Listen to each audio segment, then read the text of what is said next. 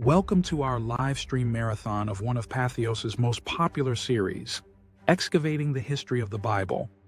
Tonight, we're taking a look back at the episodes that dig deep into archaeology and the biblical world, pot shards, inscriptions, and city walls that bring ancient stories into sharper focus. Settle in for a binge-worthy journey through the landscapes, artifacts, and people who shaped the Bible's history. Let's begin with Episode 1, Introduction to Biblical Archaeology.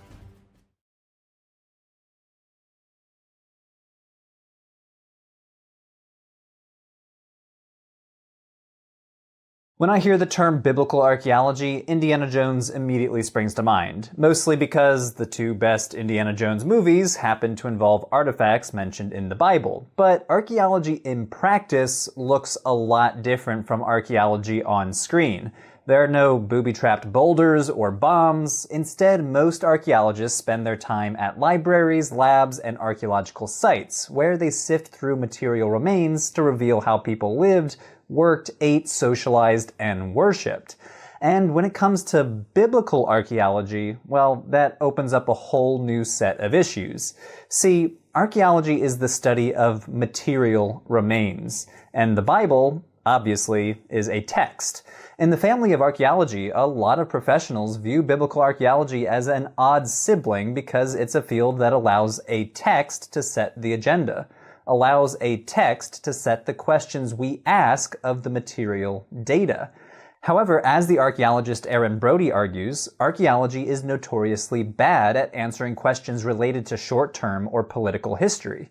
The lifetime of any one individual is brief, and rarely, if ever, leaves behind archaeological traces. So, even a biblical character as famous or infamous as King Saul is almost impossible to find in the material record. What archaeology is good at is answering other types of questions related to medium and long-term histories, such as questions about society, economics, religion, resource procurement, farming.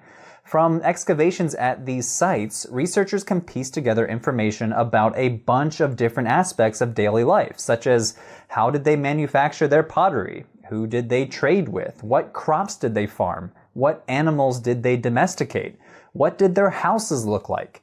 Topics rarely covered in biblical texts. Archaeology is less equipped to detail the sort of exciting stories we see in the Bible. Abraham's travels from Ur to Canaan, the exploits of Samson versus the Philistines, royal rivalries between King Saul and the future King David.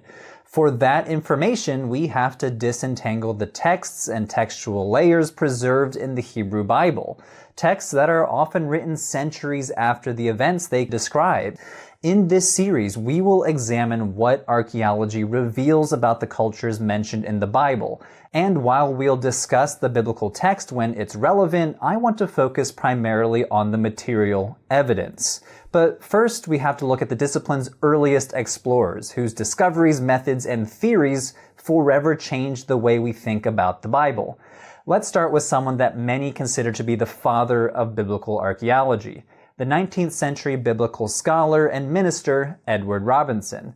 Like many of his peers, he viewed the Bible as a fundamentally historical document, a key to unlocking the biblical past. And his theological training motivated him to seek out evidence for biblical sites, people, and events on the ground as a way to prove the veracity of the Bible. So, equipped with the Bible on one hand and a map in the other, Robinson set out for the Holy Land in 1838 on a mission to identify the location of places mentioned in the Bible. And he was pretty good at it. He and his team identified a bunch of archaeological sites by matching modern Arabic place names with their hypothesized ancient Hebrew names as they would have been known in the biblical text.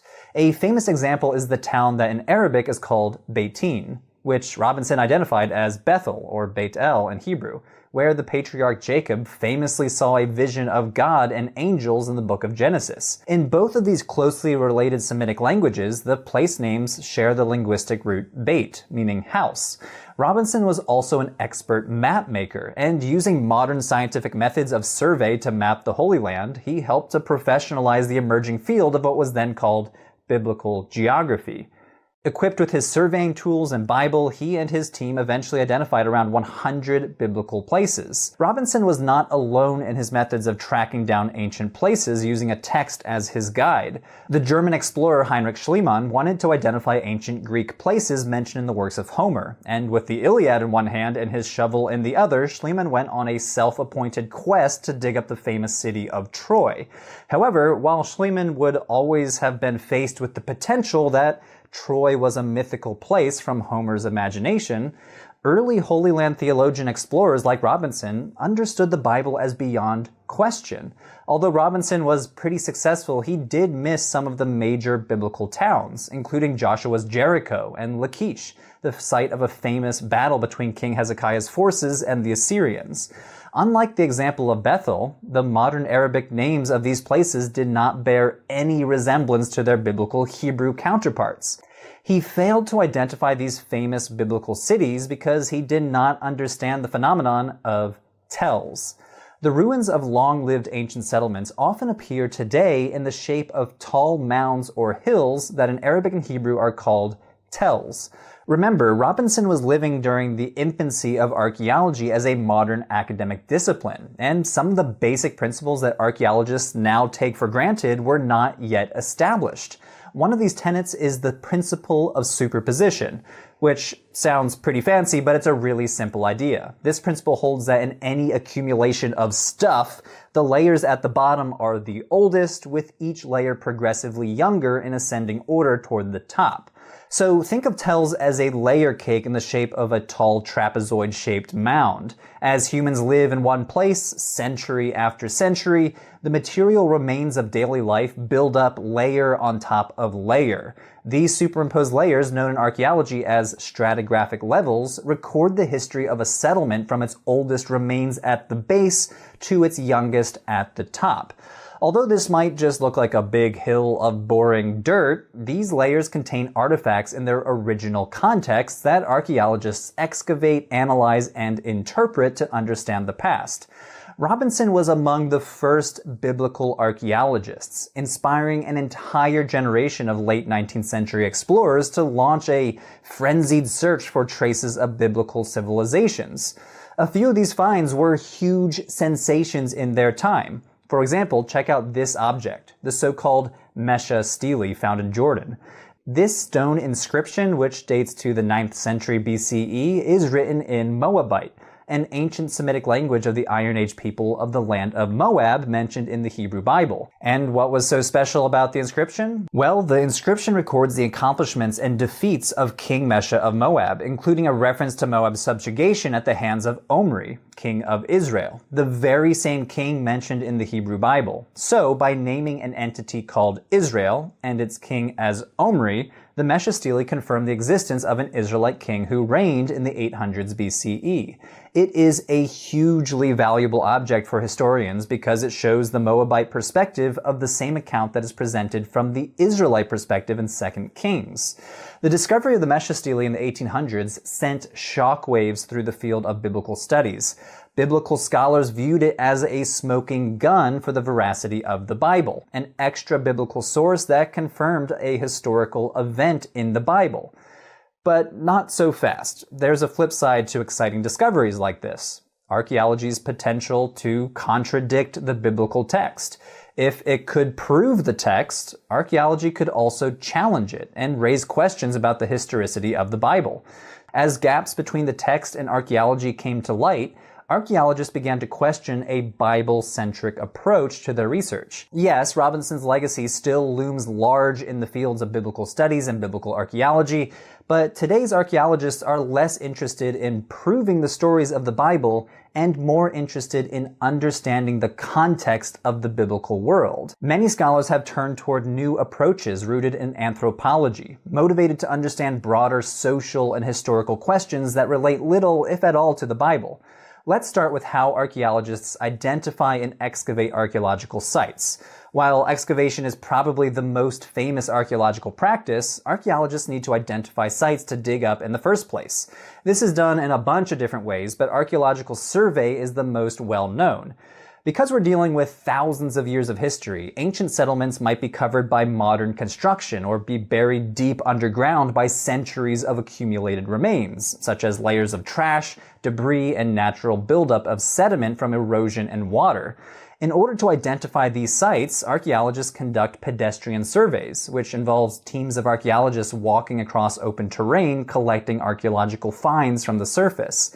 They also conduct aerial surveys, using visual and multispectral imaging from drones and satellites, and geophysical survey methods, such as ground-penetrating radar and magnetometry, both of which can help an archaeologist figure out what might lie buried underground. Once an area of ancient remains is identified, the next step is excavation. Excavation involves digging targeted areas with the goal of finding out the basic history of the site through analyzing its stratigraphy, meaning the site's superimposed layers that I mentioned earlier. The order of the layers from top to bottom can be dated using techniques like tree ring dating, radiocarbon dating, and dating with pottery, forming a sequence of pottery types and then matching them up across different sites. The archaeologist Cynthia Schaefer-Elliott uses the example of smartphones. If you're an Apple iPhone fan, you can probably identify what year a certain iPhone dates to. The styles change subtly from year to year. In the same way, archaeologists can date pieces of pottery based on style or material. Together, this evidence enables archaeologists to determine when, for how long, by whom, and how a site was used. Was it used for habitation, trash, industrial activities, food processing, farming, storage, burial, or many other possibilities? The next step is analyzing the finds that are actually collected during excavation. We humans leave behind a lot of stuff. I often think about how plastics will be an important artifact for future archaeologists to understand life in the 21st century, because a plastic object can take hundreds and hundreds of years to decompose in a landfill.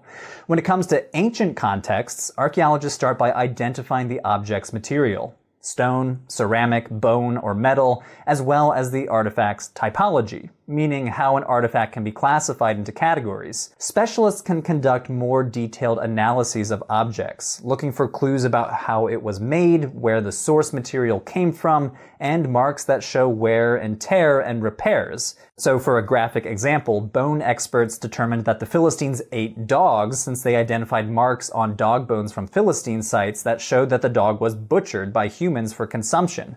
At the cutting edge is microarchaeology, the study of archaeological remains at the microscopic level.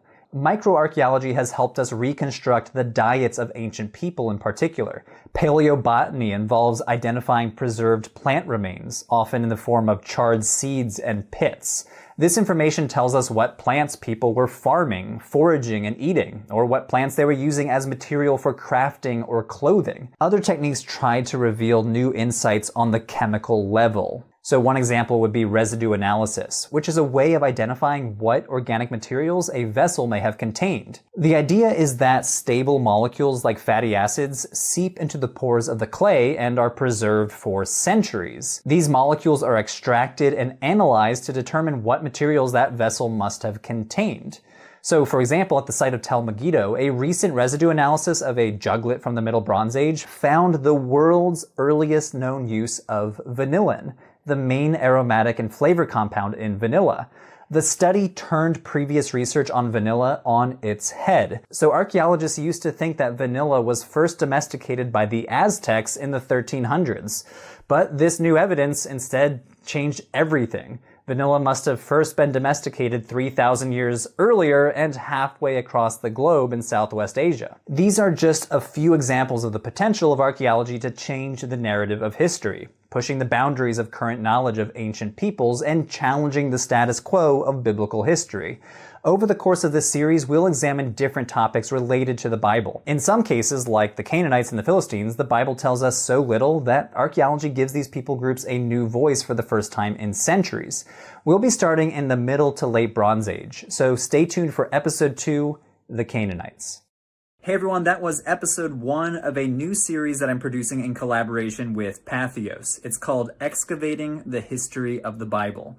You can watch episode 2 right now, so just head on over to Patheos' brand new YouTube channel. You can subscribe and follow the whole series as we launch each episode weekly. Topics will include who were the Canaanites, where did the Israelites come from, who were the Philistines, examining the cultures and places mentioned in the Bible from an anthropological and archaeological perspective. So each and every episode is written by an archaeologist or a biblical scholar, so special thanks to all the awesome people down in the credits below. I could not have made this series without their help. So head on over to Patheos' YouTube channel to watch episode 2, Who Were the Canaanites?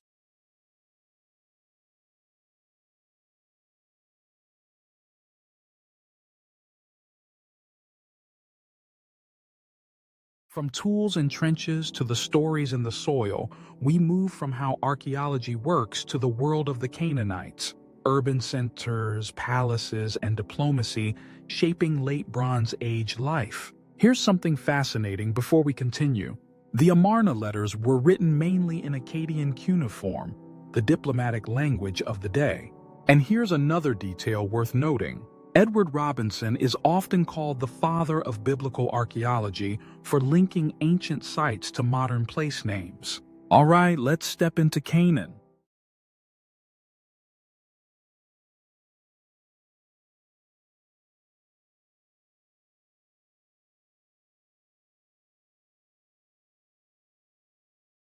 There are a lot of ites in the Bible. The Israelites, the Amalekites, the Moabites, the Hittites, but among the ones to receive the worst reputation are the Canaanites. The Bible doesn't say too much about the Canaanites, but the main narrative comes from the book of Joshua. The Canaanites were a people destined to be conquered. After Moses' death, Joshua was called to lead the people of Israel into the land of Canaan, a land today roughly spanning the modern state of Israel, the West Bank, the Gaza Strip, Jordan, Lebanon, and southern Syria. Upon entering the land, Joshua and the Israelites defeat Jericho, a strong-walled Canaanite city, but they continue to do a lot of conquering, culminating in Joshua 12, which lists 31 Canaanite kings whom Joshua and the Israelites apparently defeated. The focus is somewhat different in the book of Judges. Here we get lots of statements about the Israelite tribes not driving out Canaanites, nor destroying their cities. The focus is very much on the Israelites as God's chosen people, and the Canaanites as conquered peoples that continue to infiltrate the Israelites and lead them astray. But let's set aside Joshua and Judges for a moment as we turn to the archaeological evidence to answer the question, who were the Canaanites, and what happened to them?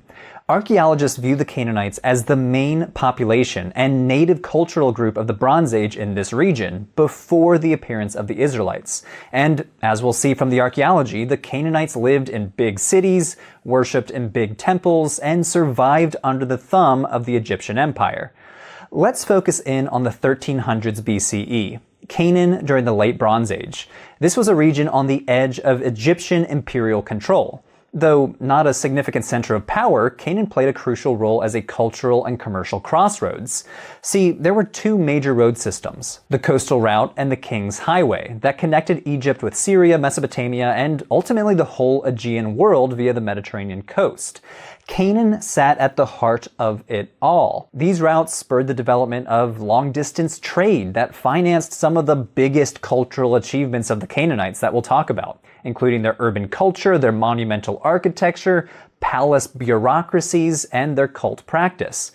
I want to focus on the 1300s because we get a pretty clear snapshot of the political situation in Canaan during this time because of the Amarna letters, a huge cache of clay tablets discovered in Egypt dating to a few decades in the Late Bronze Age. Basically, they comprised an administrative archive. Of the almost 400 known tablets, a big percentage of them record correspondences between Egyptian officials and the kings of small city-states in Canaan.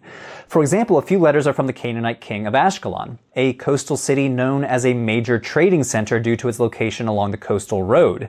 Notice how servile and obsequious the Canaanite king is to the pharaoh. He calls the pharaoh my king, my lord, my god, and he calls himself your servant, the dirt at your feet, the groom of your horses. He promises to the pharaoh that he'll continue to guard Ashkelon in accordance with the command of the king. Another letter is from the king Abdi-Heba, from a city you might have heard before, Urushalim, or Jerusalem. King Abdi-Heba begs the pharaoh to send reinforcements as he skirmishes with other Canaanite city-states. Letters like these are important in reconstructing Canaanite society, as well as political, economic, and religious relations with the Egyptians. They clearly illustrate the tight Egyptian grip on the region. Canaanite kings were sending them tribute, acting as vassals of the Egyptian empire, and begging the Egyptian leaders to settle disputes. This control is also evident in just how much Egyptian stuff turns up in Bronze Age excavations in the region. For example, check out the city of Beit Shan, located a few kilometers south of the Sea of Galilee. On top of the Tell, archaeologists discovered an Egyptian administrative center, including an Egyptian temple, the house of an Egyptian governor, and Egyptian inscriptions. These remains suggest that a bunch of Egyptians must have been stationed at different Canaanite sites, serving both administrative and military functions despite the distance from the Egyptian heartland. Overall, the role of Egypt in the Late Bronze Age was not to colonize Canaan, but rather to administer the collection of tribute, to impose security arrangements, and enforce a semblance of order on the quarrelsome Canaanite rulers. The material evidence from Late Bronze Age Canaan provides an excellent case study for identifying political activities of a dominant and imperialistic Egyptian power. Another thing we learn from the Amarna letters is that the Canaanites were by and large an urban civilization. The region was basically a collection of city-states. The tablets mention approximately 20 of them. This includes Jerusalem, as well as lesser-known cities like Megiddo, Gezer, Hatzor, and Ashkelon, all major Canaanite cities that you can visit to this day. Many of them had impressive fortifications. For example, check out this huge gate at Ashkelon. Built mostly of brick and limestone, the gate is 15 meters long. This is some pretty impressive infrastructure for its time.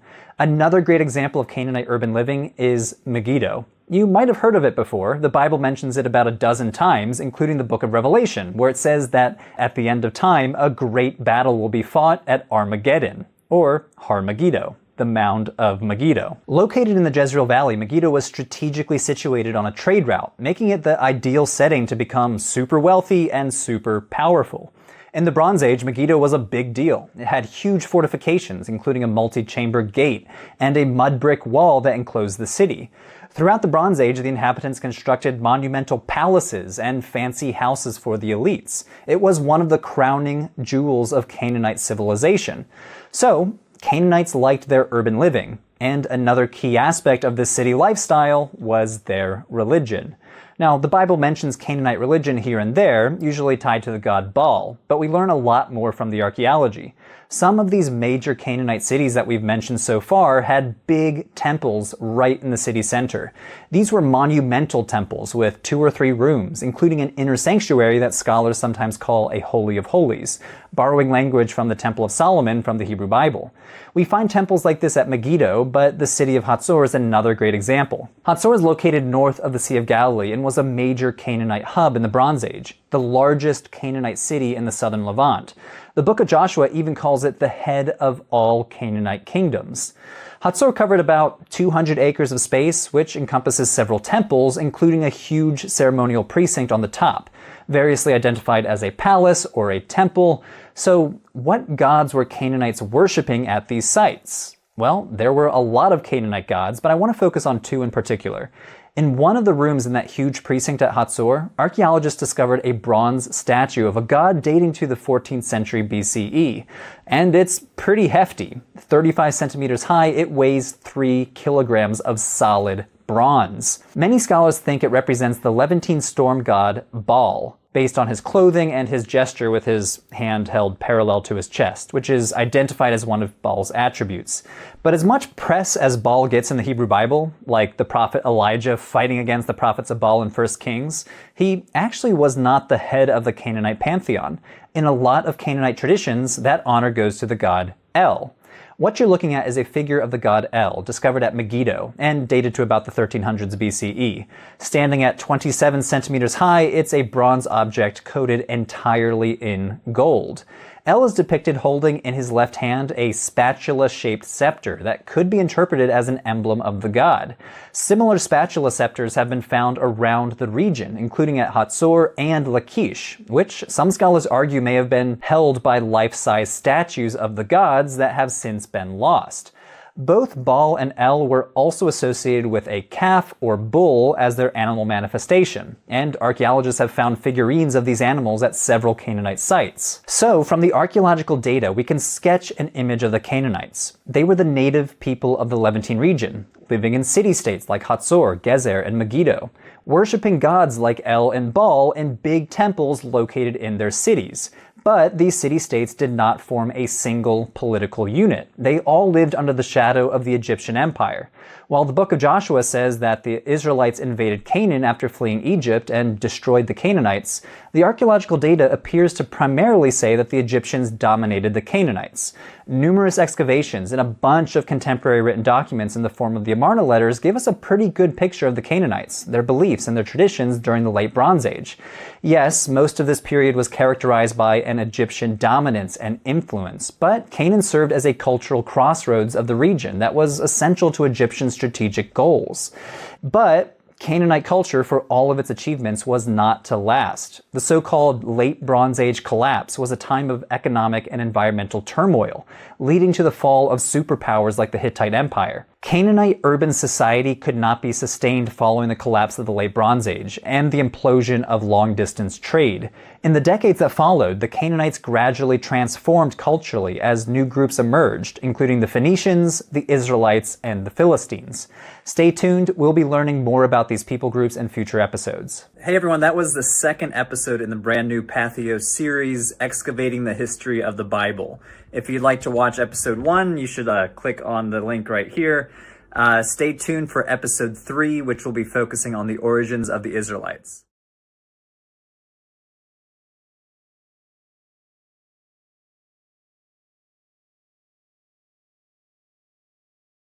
Leaving Canaan's fortified cities, the story turns inland to the highlands, where early Israel emerges as a farming and pastoral society. Quick fact from the dig sites: the Merneptah stele, dated around 1208 BCE, is the earliest mention of Israel in the archaeological record. One more insight before we roll. Scholars caution that the Hebrew mentioned in the Amarna letters are not the same as the Hebrews. Let's head to the hill country.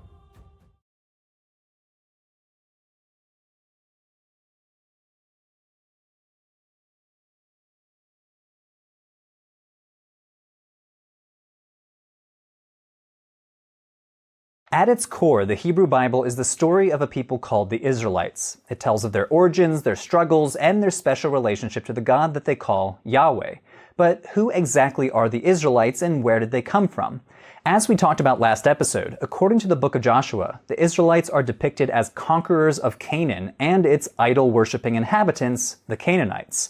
It's the sequel to the Exodus narrative, the fulfillment of their divine right to the promised land which was bestowed by God upon the Israelites' forefather, the patriarch Abraham. A reward that finally comes to fruition after 40 years of wandering the desert after escaping slavery in Egypt. The text goes on to tell of how Joshua led the tribes of Israel through Canaan, capturing city after city until they vanquished their enemies and inherited their birthright. They then settled the land and divided it geographically, with each tribe of Israel getting a piece of the pie. But the origins of the Israelites in the archaeological record is not so clear-cut. That's because the book of Joshua was not written at the same time as the events it describes. In fact, the text contains certain details that reveal that the story was written long after these events. For example, the walls of Jericho described in Joshua did not exist in the Late Bronze Age, nor did many of the place names given in the text.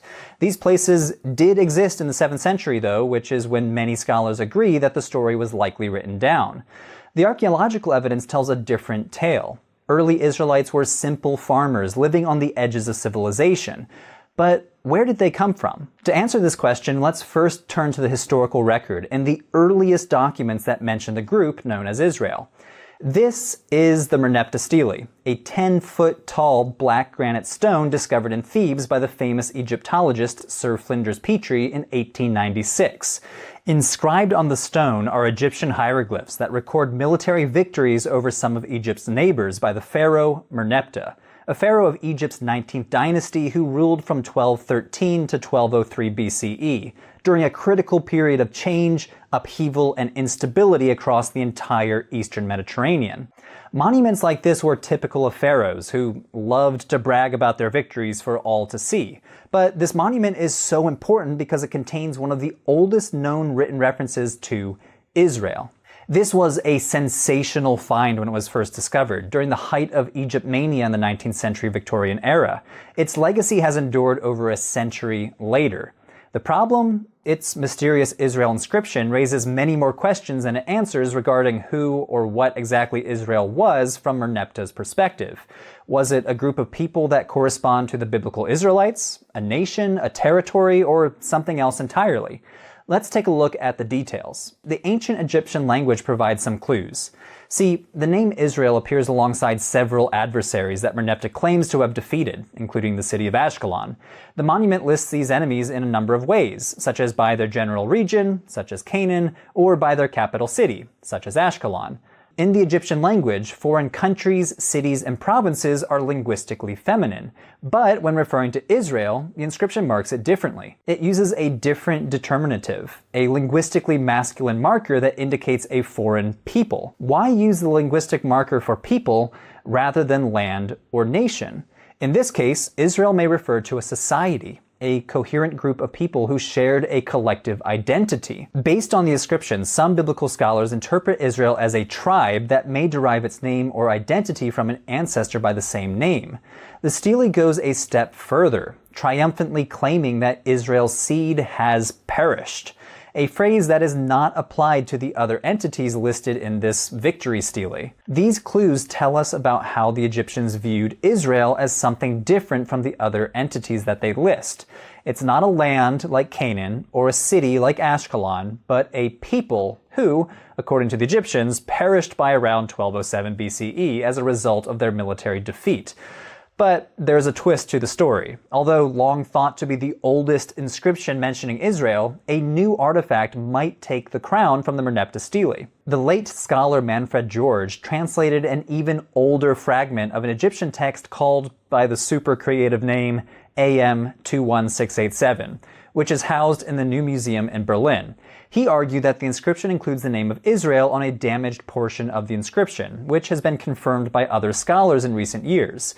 But in this case, the name refers to a topography or a region rather than naming a people group like the Merneptah stele. Some biblical scholars and archaeologists suggest that the fragment could date to the reign of the pharaoh Haramhab, who ruled from 1319 to 1292, or Pharaoh Ramses II, who ruled from 1279 to 1213 BCE. But in either case, it could indicate an even older existence of an entity called Israel before Merneptah. Now, the Amarna letters contain equally mysterious references to a group in Canaan who are called the Habiru or Aparu, a word that means dusty or dirty.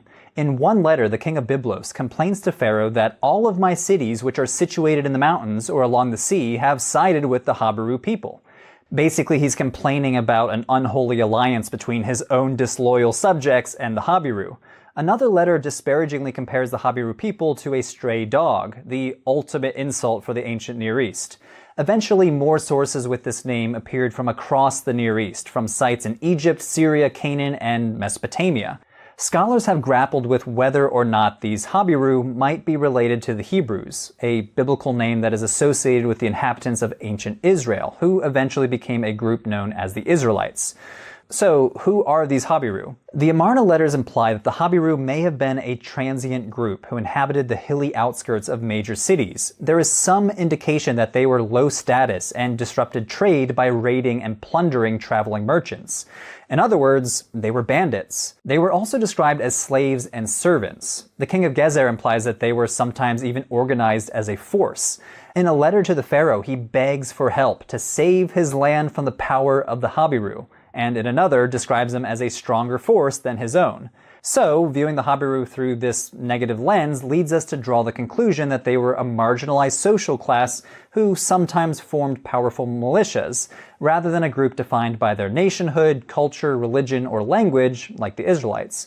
Like other groups mentioned in the Amarna letters, they were presented in these letters as a source of danger to an already crumbling system of long-distance trade. So, do these bandits represent the Hebrews? Probably not. The connection between the Habiru and the Hebrews is linguistic and relies on matching the root letters of the words themselves. And most scholars agree that the root letters don't even match. So, any direct connection between the Habiru and the Hebrews is unlikely. Where does that leave us in terms of the Israelites? Well, given the conflicting historical evidence, we are left to read between the lines to determine how Israel and its people may or may not correlate with the archaeology. Although the sources don't agree on much, one thing is clear. The Late Bronze Age was a world undergoing conflict, change, and crisis. During the Late Bronze Age, the status quo began to crumble across the Eastern Mediterranean. Palace economies and the long-distance trade that they supported disintegrated. The imperial superpowers of the time, Egypt and the Hittites, either retreated home from their peripheries or completely collapsed. People were on the move, migrating in droves from the Aegean to the Levant. A letter from the palace archive of a coastal Syrian city dated to around 1207 BCE bore witness to burning cities. "My father, now the ships of the enemy have come. They have been setting fire to my cities and have done harm to the land." Another letter from the same city paints an even bleaker picture. "The gates of the house are sealed. Since there is famine in your house, we shall starve to death." This letter may have been sent from the inland city of Amar, showing just how far the disruption had spread, with famines raging from central Anatolia all the way to Egypt. The shockwaves of these changes reverberated around the region. Some existing cities were abandoned, but new ones were founded in the highlands and along the coast, and new groups of people settled in the area. Some of the new groups included the Philistines, who settled on the coast, and the Israelites, who gravitated toward the difficult terrain of the rural highlands to establish new villages away from the Canaanite urban centers. The collapse of the Late Bronze Age burst the bubble of long-distance trade, a lucrative enterprise that had propped up Canaanite palace economies and urban centers for centuries. In its wake, Canaanite urban culture also gradually collapsed as depleted palace treasuries became unable to sustain large populations in their cities and outskirts. Populations shrank, and new areas in the central highlands were settled, possibly by pastoral nomads, who were mobile groups of herdsmen who moved seasonally with their flocks. These new highland villages were located in marginal environmental zones between the Jezreel Valley to the north and the Beersheba Valley in the south. The hilly topography made farming really difficult, with limited crop yields that could only support small populations, especially in the arid south.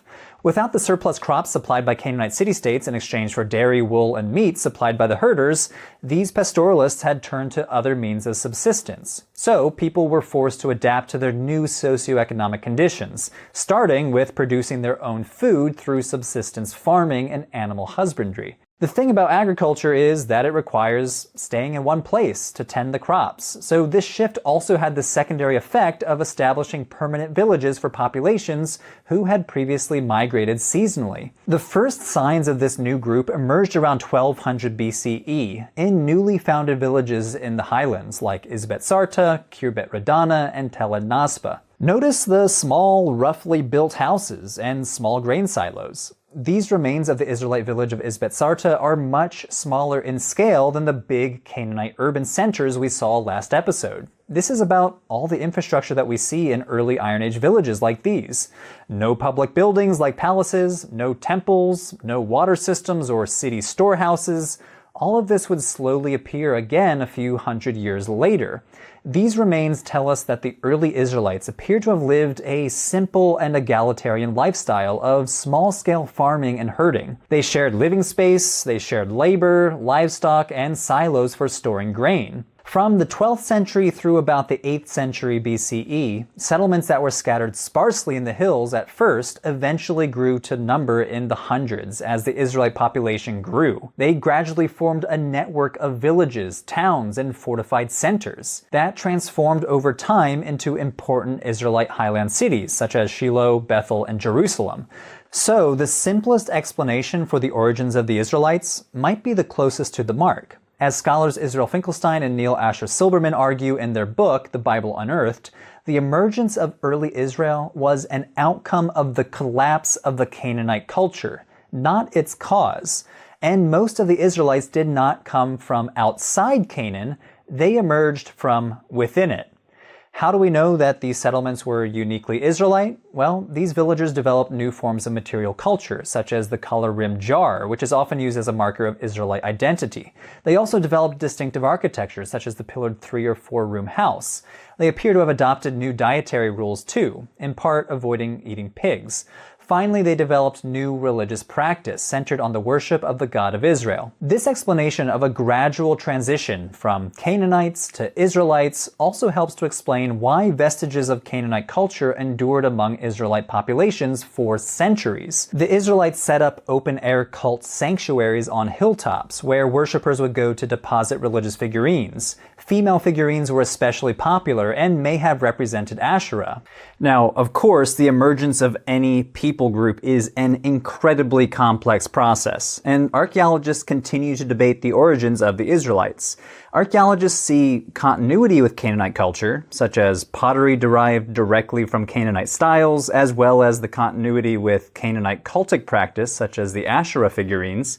But archaeologists also note discontinuity from Canaanites of the Bronze Age, like the new settlement patterns and more egalitarian social structure exemplified by these small hamlets in the central hill country, a far cry from the grand urban lifestyle of Canaanite cities like Ashkelon, Hatzor, or Megiddo. Scholars over the past few decades have offered modifications of this pastoral Canaanite model that I've outlined in this video.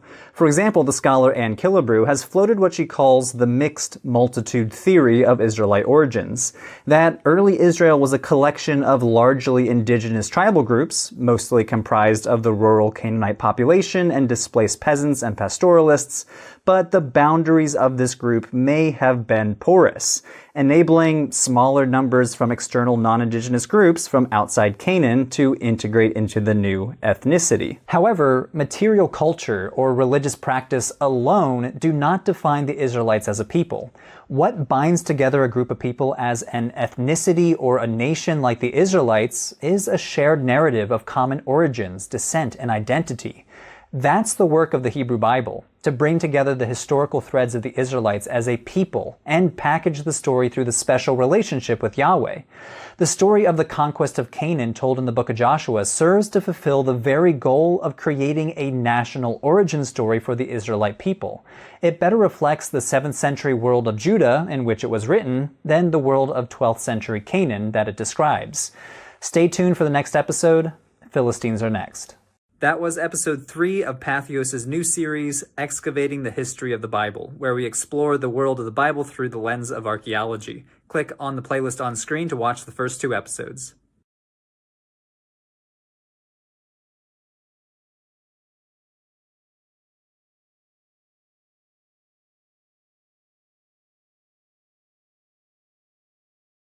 From Israel's uplands, we shift to the coast, where the Philistines leave their mark with Aegean-style pottery and fortified cities.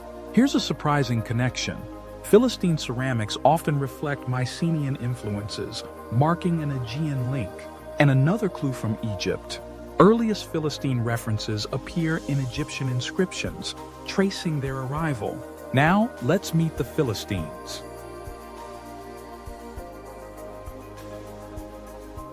This is the mortuary temple of Pharaoh Ramesses III, located at Medinet Habu near Luxor, Egypt.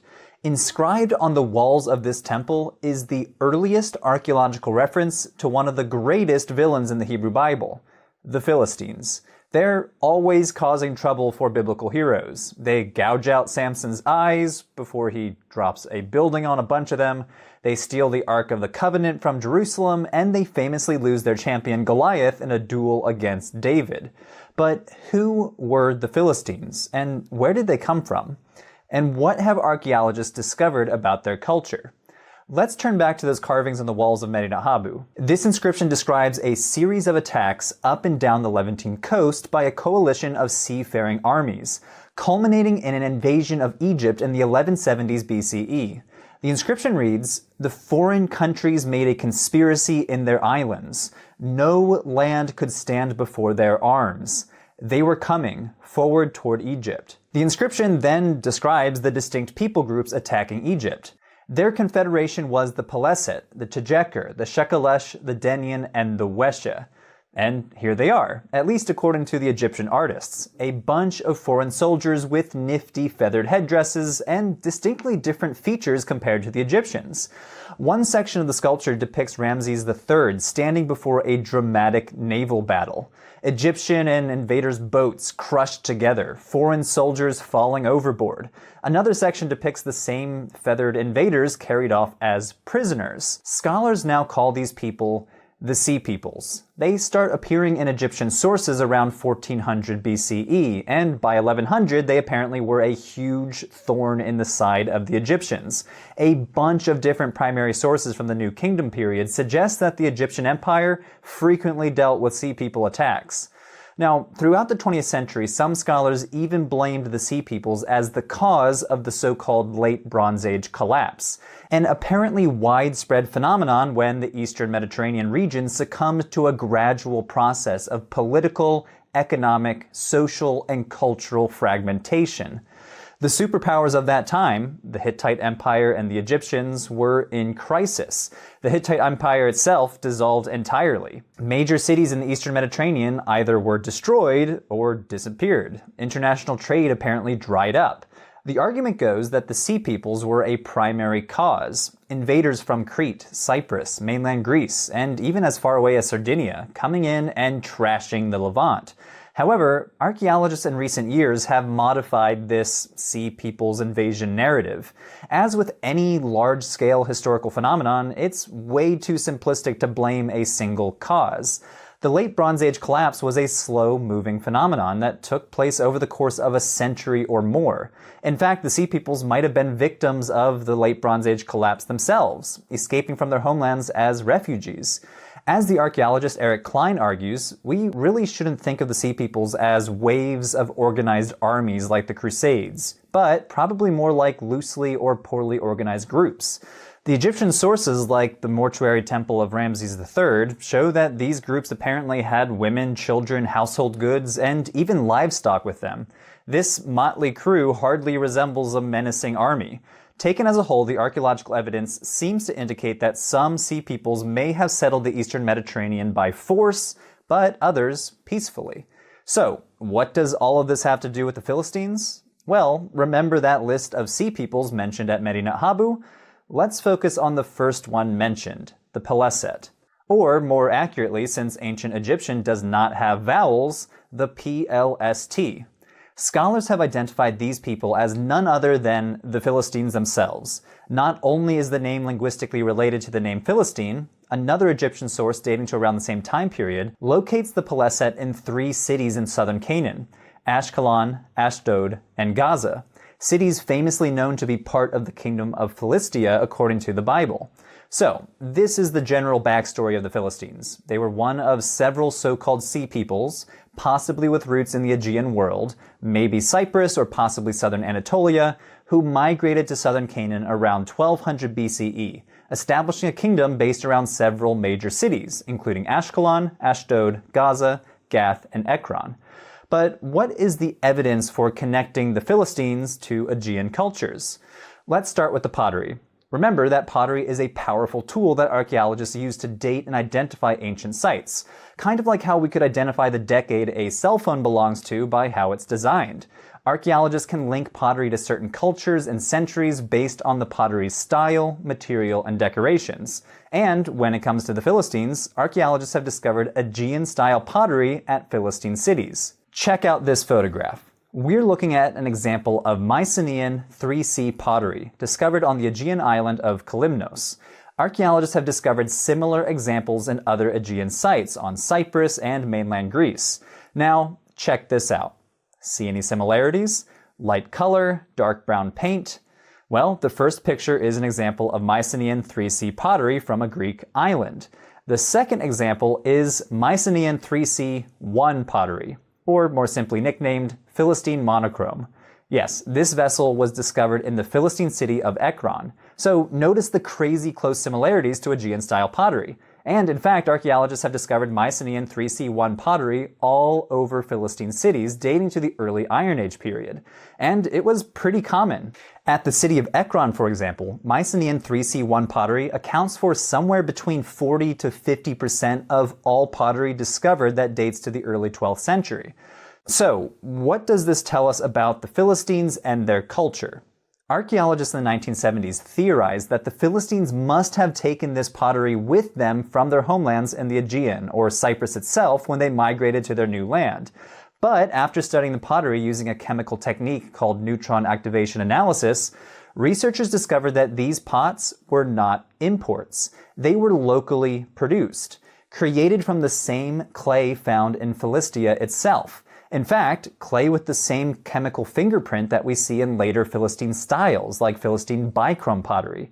So this leads scholars to conclude that the Philistines were making this pottery for themselves, using Aegean-style manufacturing technologies never before seen in the Levant, but not as mere imitators of the style, but as people who migrated to Philistia, carrying with them the technical know-how to continue these styles from a parent culture somewhere in the Aegean world.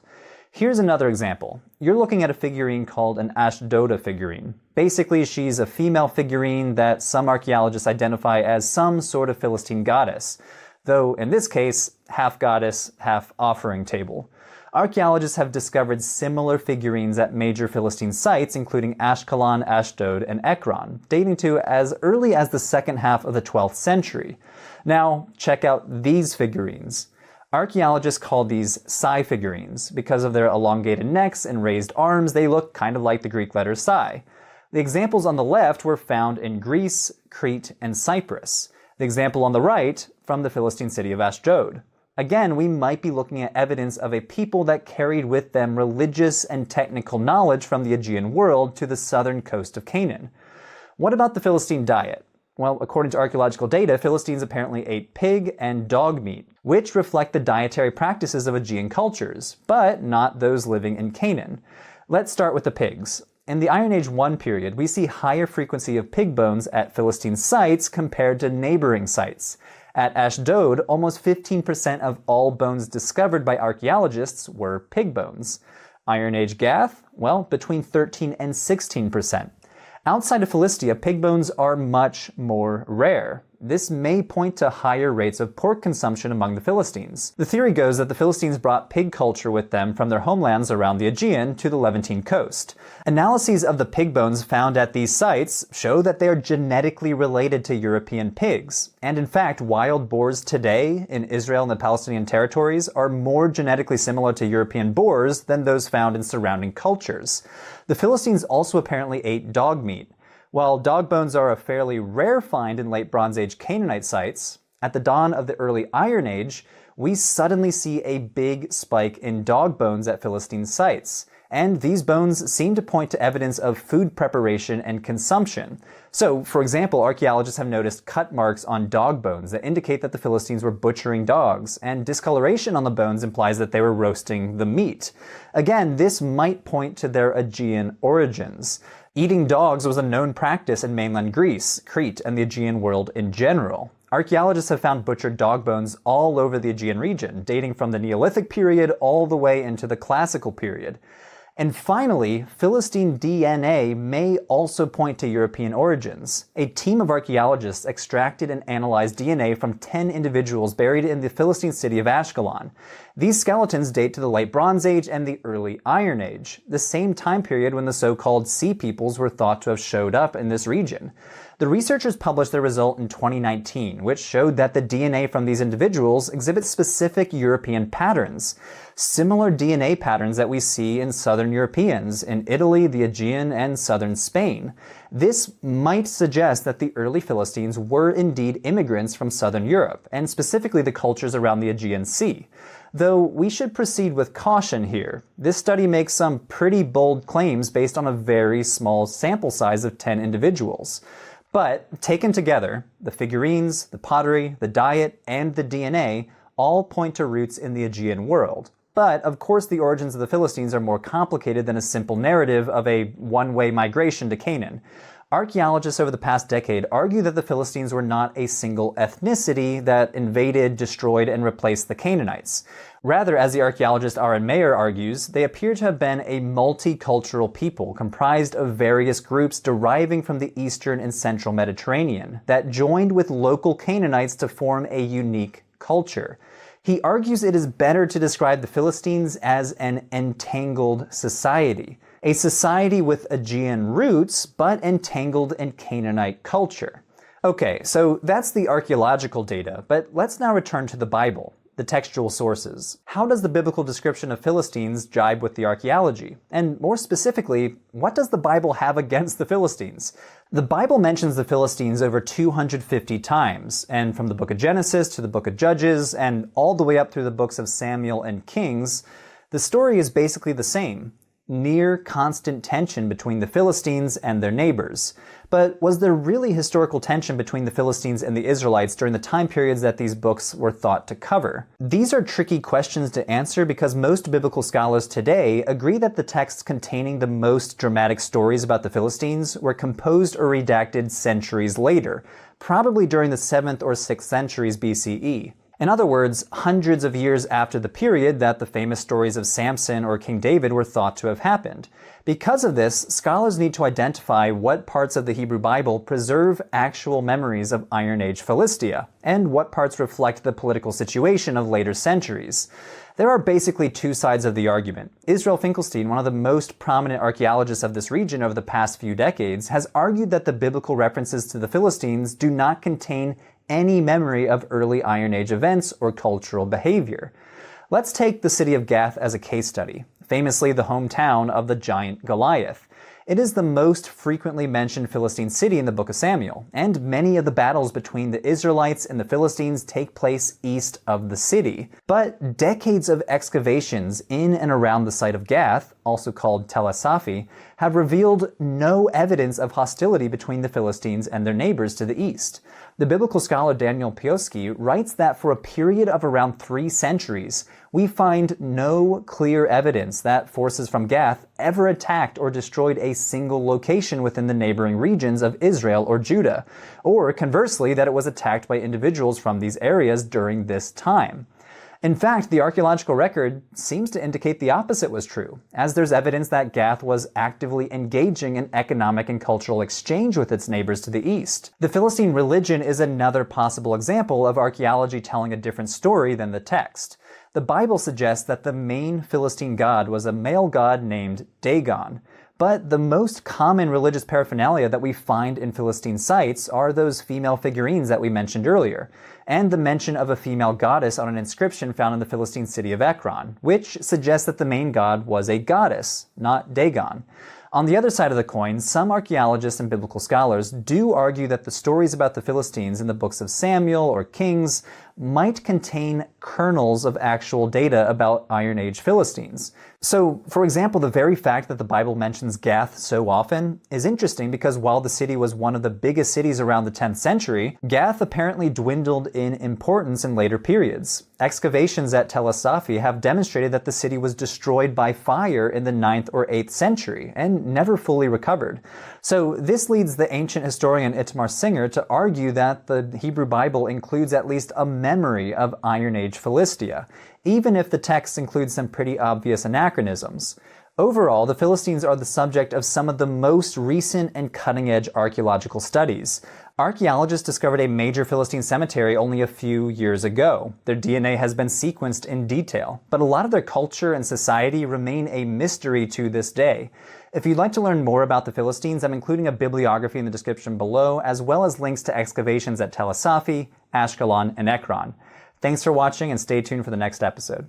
Hey everyone, that was episode 4 of Patheos' new series, Excavating the History of the Bible. Click on the link on screen to watch the first 3 episodes, and stay tuned for episode 5, Iron Age Jerusalem.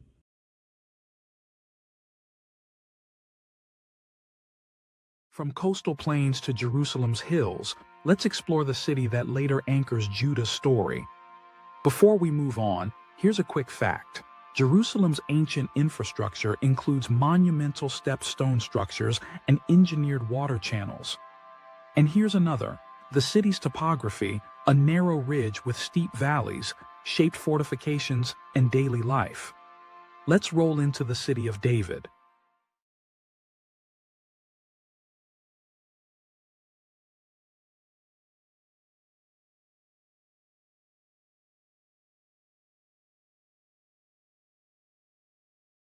Looking at Jerusalem today, it would be easy to assume that the ancient city of the Canaanites, and later the Israelites, was originally located outside the old city walls that still dominate the skyline of the city today. But these walls, with their monumental gates and huge towers, are actually medieval. They date to the middle of the 16th century, built by the Sultan Suleiman the Magnificent soon after Jerusalem became part of the Ottoman Empire. Research from the last 150 years actually shows us that the earliest sections of Jerusalem sat outside of these walls. In this episode, we'll examine exactly where the biblical city was located and how it developed over time. Jerusalem is complicated, especially if you haven't been there. It sits in the middle of a mountain range about half a mile above sea level, surrounded by limestone hills and crisscrossed by deep valleys in between. A good way to think about Jerusalem is by thinking of two main lines of hills, one on the west, one on the east, with a valley in between each one.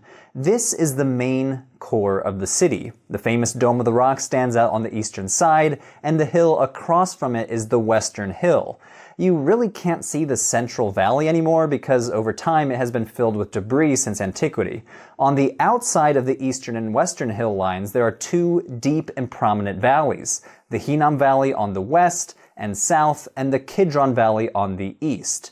So, where exactly was the earliest city of Jerusalem located? By examining the writings of 19th century explorers and the first modern maps of Jerusalem, it's clear that all scholars thought that the city of the Jebusites and David was founded on the western half of the city. You might remember the American scholar and explorer Edward Robinson mentioned in episode 1. He is one scholar among many who assumed that the biblical city of David was located here. Why did he think this? Well, for one thing, there are many place names on the western side of the city that echo early biblical memory. The best example of this is that the Western Hill itself is called Mount Zion, the very name of the stronghold that the Bible says that David conquered in 2 Samuel chapter 5. If that wasn't enough, the high tower that stands on the north side of Mount Zion, just inside today's Jaffa Gate, is named the Tower of David, and the traditional tomb of King David is also located on the Western Hill. Early modern scholars interpreted this as a claim that the city of David and Solomon must be on the Western Hill. Seems like a slam dunk, right? Not so fast. Remember, archaeology wasn't even in its infancy yet. By the time Robinson died in 1863, even the most basic of excavations had not been carried out in the city. What we today would call scientific archaeology did not begin in Jerusalem until the excavations by a British archaeologist named Kathleen Kenyon almost a century later. So there was no way to scientifically test the idea that David's city sat on the Western Hill. Excavations finally began in Jerusalem just after Robinson died, and the new data that started to emerge turned all of the theories upside down. Earliest Jerusalem was not on the Western Hill after all, but instead on the much lower, smaller, and less prominent southeastern ridge. Looking at the old city today, you would never guess that the city of biblical lore sat outside the monumental walls, and it would take several decades longer for this view to become the scholarly consensus. But over time, even more archaeological evidence eventually led all scholars to accept that the earliest Jerusalem was not where they once thought. So, why did ancient Jerusalem's first inhabitants establish the city on the small and less significant southeastern hill? There is probably a simple answer. At the foot of the eastern side of this hill bubbles the city's only regular source of fresh water, which is known in the Bible as the Gihon Spring. At this strategic spot, Jerusalem's inhabitants clustered near the spring and eventually built a city around it. Some of the earliest pottery in Jerusalem was found in this area.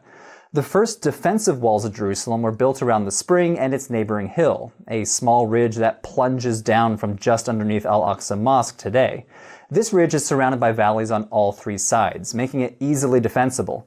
However, Jerusalem remained vulnerable to its northern side, which has nearly always been the point of access for conquering armies throughout history. From the Babylonians to the Romans to the Crusaders, they all breached Jerusalem's walls from the north. Most scholars believe that the first textual references of Jerusalem comes from Egyptian execration texts, curses against rulers and their cities that were written down on clay figurines or pieces of pottery. The name of Jerusalem and its king, Yakar Amu, is recorded on one of these texts. We can also learn about late Bronze Age Jerusalem from the Amarna tablets, which we discussed in episodes 2 and 3. The Amarna tablets are a huge cache of tablets discovered in Egypt that record diplomatic correspondences between Canaanite kings and the Egyptian pharaohs. One group of them came from the ruler of Jerusalem himself, who was named Abdi-Heba. Altogether, we have 6 such letters from Jerusalem. They show that Jerusalem was a kind of localized city-state under control of the Egyptian Empire. So when we think about the fact that late Bronze Age Jerusalem must have had a centralized administration, a palace, a scribal school, and perhaps a city wall, it's kind of weird to learn that there are very few remains at all from this time period. Although we assume that the city roughly sat in the location of the earlier Middle Bronze Age, its overall character remains one of the biggest archaeological mysteries. So let's fast forward to the Iron Age when the Bible says that King David conquered the city. The story in 2 Samuel chapter 5 is confusing, and part of the text may even be missing. The story may have also been reshaped and redacted as it was handed down before later being set in the biblical canon that we know today.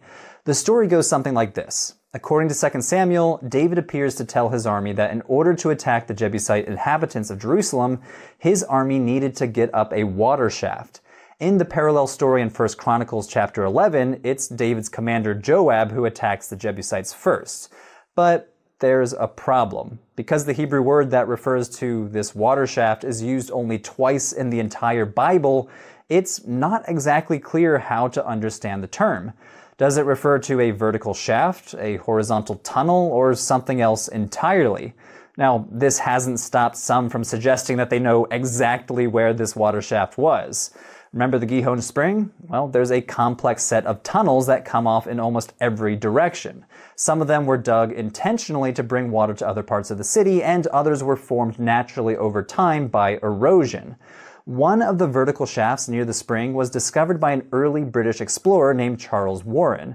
Several decades after Warren found that shaft, a French scholar theorized that this was the very shaft mentioned in 2 Samuel. So by this theory, Joab ascended the shaft and climbed into the city to surprise attack the Jebusites and open the gates for David's army. For almost a century, this theory was nearly universally accepted. And if you go there today, you will hear tour guides repeat the story again and again. However, later studies in the 1980s and the 1990s have shown conclusively that the top of the shaft was not yet exposed during the time of David. Had Joab or David climbed up to the top, they would have hit a dead end.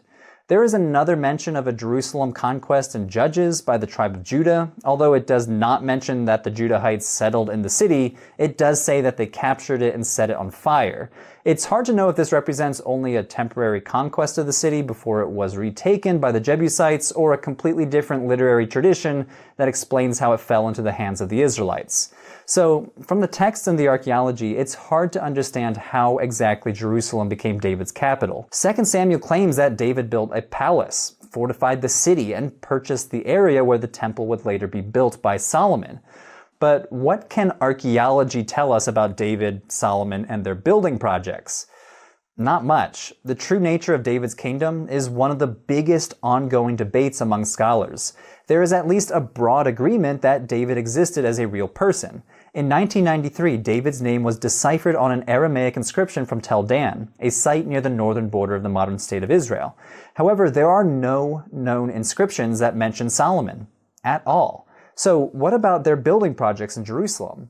Well, the topographical setting of Jerusalem broadly fits the biblical description of each project, but few remains from the time of David and Solomon have ever been discovered. And nothing of Solomon's temple or his palace complex has come to light. And because today most of this area falls within a politically sensitive space, the Dome of the Rock Plaza called the Haram al-Sharif, it's unlikely that it will ever be excavated anytime soon.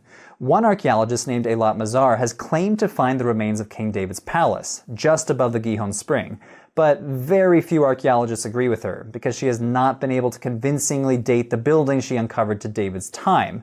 But just underneath the area that she dug, there is a massive retaining wall that archaeologists call the stepped stone structure. Very creative name, I know.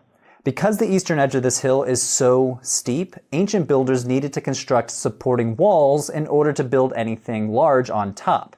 A structure this big must have supported big buildings on the crest of the hill, but archaeologists debate what it could have been.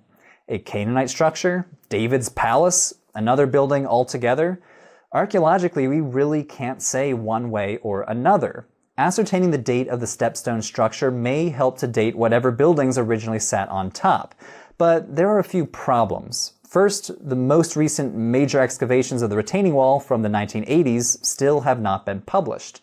Second, scholars have very different opinions about when the structure was built, with some dating it to the end of the Late Bronze Age, which would make it Canaanite, and others to the Early Iron Age and others to the Iron Age II period. Moreover, excavations in this area remain hotly contested, as the area is part of the predominantly Palestinian neighborhood of Silwan. Pushes for new excavations in the area are thus frequently politically motivated and would disrupt the lives of the people living there today. So, scholars will continue to debate how the meager archaeological evidence related to Iron Age Jerusalem correlates to the grand city of David and Solomon described in the Bible. Does the lack of archaeological evidence for early Israelite Jerusalem mean that the Bible is just wrong about the details of David and Solomon's Jerusalem? Or was much of this early evidence destroyed by later building projects? Are we even digging in the right places? Only new data and further research can help us address these questions. Thanks for watching. That was the latest episode of Patheos' new series, Excavating the History of the Bible. Click on the playlist on screen to catch up on the whole series.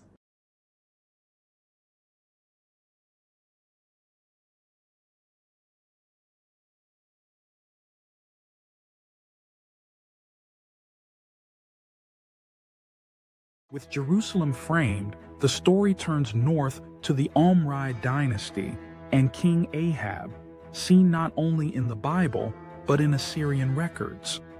Here's something to note. Assyrian inscriptions like the Kirk monolith list Ahab among the coalition at Karkar.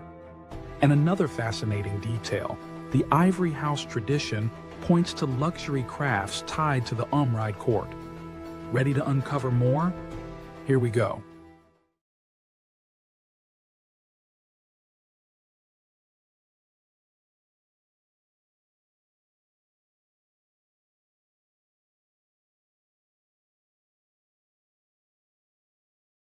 King Ahab was a pretty bad guy, at least according to the Bible, famously doing evil in the sight of the Lord more than all who were before him. 1 Kings describes Ahab worshipping Canaanite gods like Baal and Asherah, as well as running into conflict with the prophet Elijah.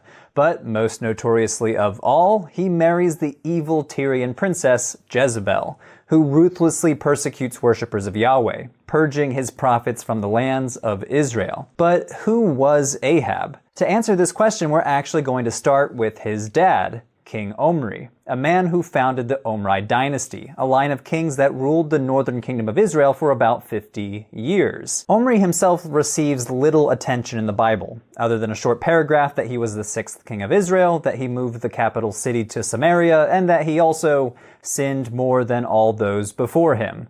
This pretty much summarizes the Bible's view of the Omrides, shining a very unfavorable light on him and his lineage. The Omrides were a line of idol worshippers who angered the Lord, the God of Israel. Ahab, his son, died in battle, shot by an archer, while Jezebel was thrown to her death from the palace window at Jezreel, and her body eaten by dogs. The whole dynasty ends in ruin with the usurper Jehu killing Ahab's son at Jezreel, along with the rest of Ahab's remaining family. While the biblical text tells of the Omrides' evils, it doesn't tell the whole story. Archaeological evidence suggests that the OmRide Dynasty was one of the most powerful political entities in the whole region, reigning over an era of economic prosperity and territorial expansion, and marking a new chapter in the history of Israel. Let's start with Samaria, the new capital founded by King Omri. The site of Samaria, modern Sabastia, is located on a rocky hilltop in the Palestinian territory of the West Bank, around 65 kilometers north of Jerusalem. The Bible tells us that Omri bought the land and named the city he built, Samaria, after the land's previous owner.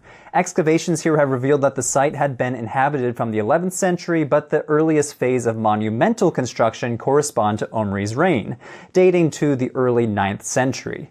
Archaeologists discovered a huge palatial complex that they dubbed the Palace of Omri. It is absolutely massive, with foundations measuring approximately 55 by 40 meters. This palace is the largest monumental construction dating to the Iron Age in the Levant. Situated on the top of a hill, the location provided both a good vantage point of the plains below, as well as allowing for the palace to be visible for some distance, which must have advertised the OmRide's strength. We also can see hints of their wealth and engineering skill. The walls were constructed using a technique called ashlar masonry, in which stones are cut into uniform shapes, then laid in horizontal layers. The blocks of stone used for the construction for the Palace of Omri were fit together so well that no mortar was needed. A bunch of ivory decorations were also discovered during the early excavations of the site, which may have been used to decorate furniture. Kathleen Kenyon, one of the site's principal excavators in the early 1930s, identified these ivories as belonging to the so-called ivory house that the Bible says Ahab built. But reanalysis of both the site and Kenyon's excavation reports have called this into question. It's more likely that the ivories came from later layers, perhaps during the reign of King Jeroboam II. The founding of the Israelite capital at Samaria was a watershed moment for the Kingdom of Israel. Before, there were few settlements in the region. Those that did exist were small and scattered across the territory. But after its founding, the archaeological record reveals an expansion of villages, as well as the development of a road system connecting the highlands in Samaria with the coast. This road system connected the Samarian highlands to lucrative trade routes, which helped the economy of the northern kingdom of Israel to flourish. The OmRide kings were also apparently a regional military power. Let's return to the city of Megiddo as an example. As we talked about in episode 2, Megiddo was formerly a crowning jewel for the Canaanites. But now, a few hundred years later, it was a crowning jewel of the OmRide Dynasty. 2 palaces at Megiddo have been attributed to the OmRides, as well as some pretty impressive fortifications. The emphasis on defensive fortifications at nearly every OmRide site hints that they were ruling during pretty violent times. Check out this inscription. It's known as the Mesha Stele, named after the king of Moab mentioned in the inscription. It says Omri was the king of Israel, and he oppressed Moab for many days. And his son succeeded him, and he said, I too will oppress Moab. So Mesha describes a military conflict between Moab and a dynasty of Israelite kings led by Omri, and later his son, possibly Ahab. So we can surmise that Omri and his son not only led successful military campaigns in nearby Moab, but managed to occupy the territory for 40 years. There also is evidence for skirmishes between the Omrides and the Arameans to the north, based in Damascus. An inscription found at Tel Dan records the death of 2 OmRide kings at the hands of the king of Damascus. In the text, the Aramean king states that the king of Israel entered previously in my father's land. Now, we're not sure exactly which king he's talking about, but it's clear that an Israelite king did attempt to infringe upon territory under Damascus control.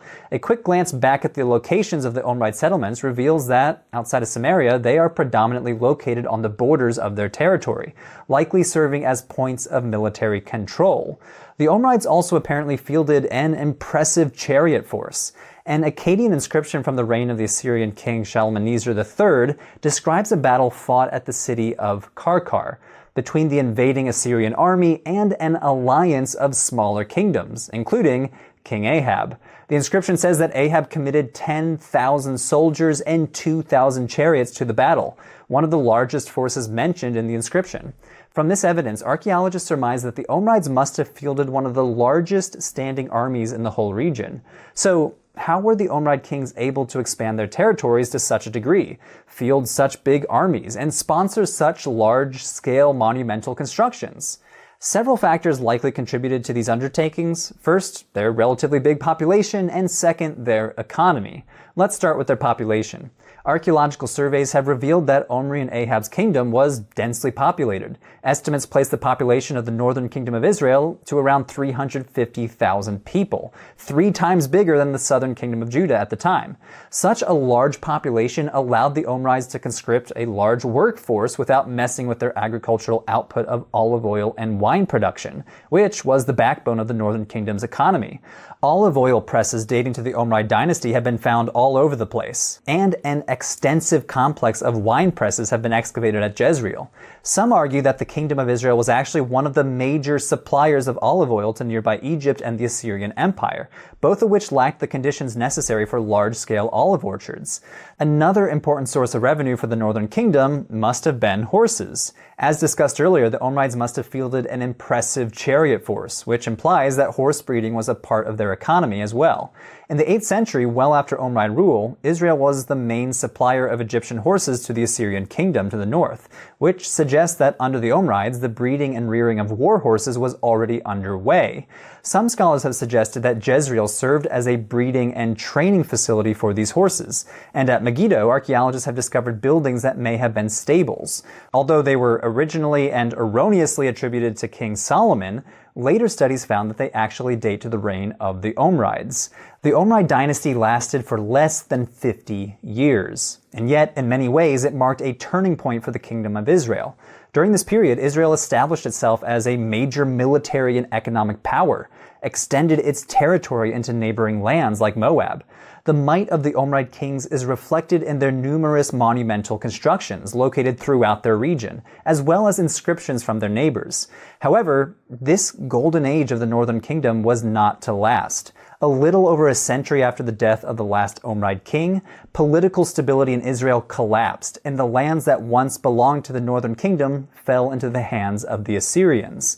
This left its neighbor to the south, the kingdom of Judah, to face off against the Assyrian Empire all by itself.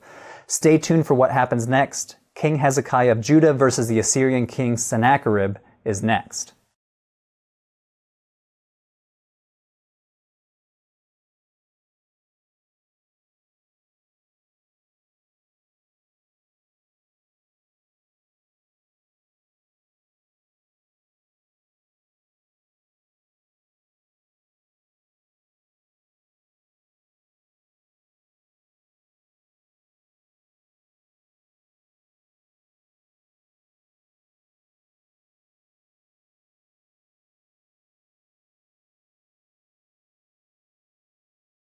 From Ahab's alliances and ivory palaces, we turn to a moment of crisis. Judah bracing for Assyria's relentless advance. Walls rise, water tunnels snake beneath the city, and imperial annals record a clash that echoes through Lachish and Jerusalem. Quick fact before we continue. The Lachish reliefs in Nineveh depict Assyria's siege in vivid detail. And here's another. Hezekiah's tunnel redirected water inside Jerusalem's walls for defense. Time to dig deeper.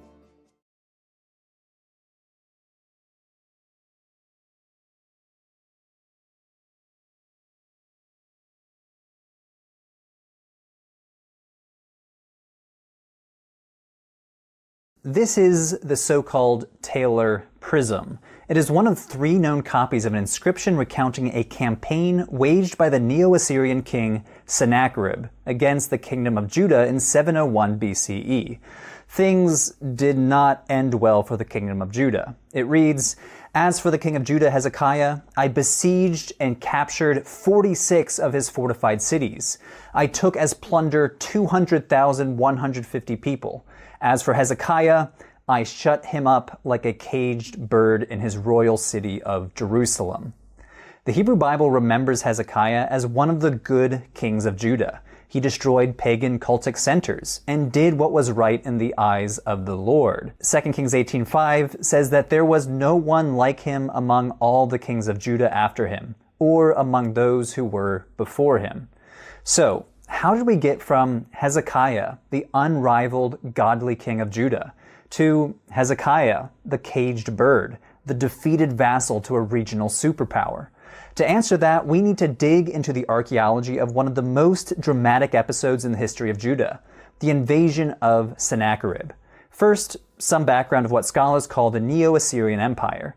After a period of decline, the Neo-Assyrian Empire went through a resurgence in the 8th century, when the king Tiglath-Pileser III, also called TP3, came to power.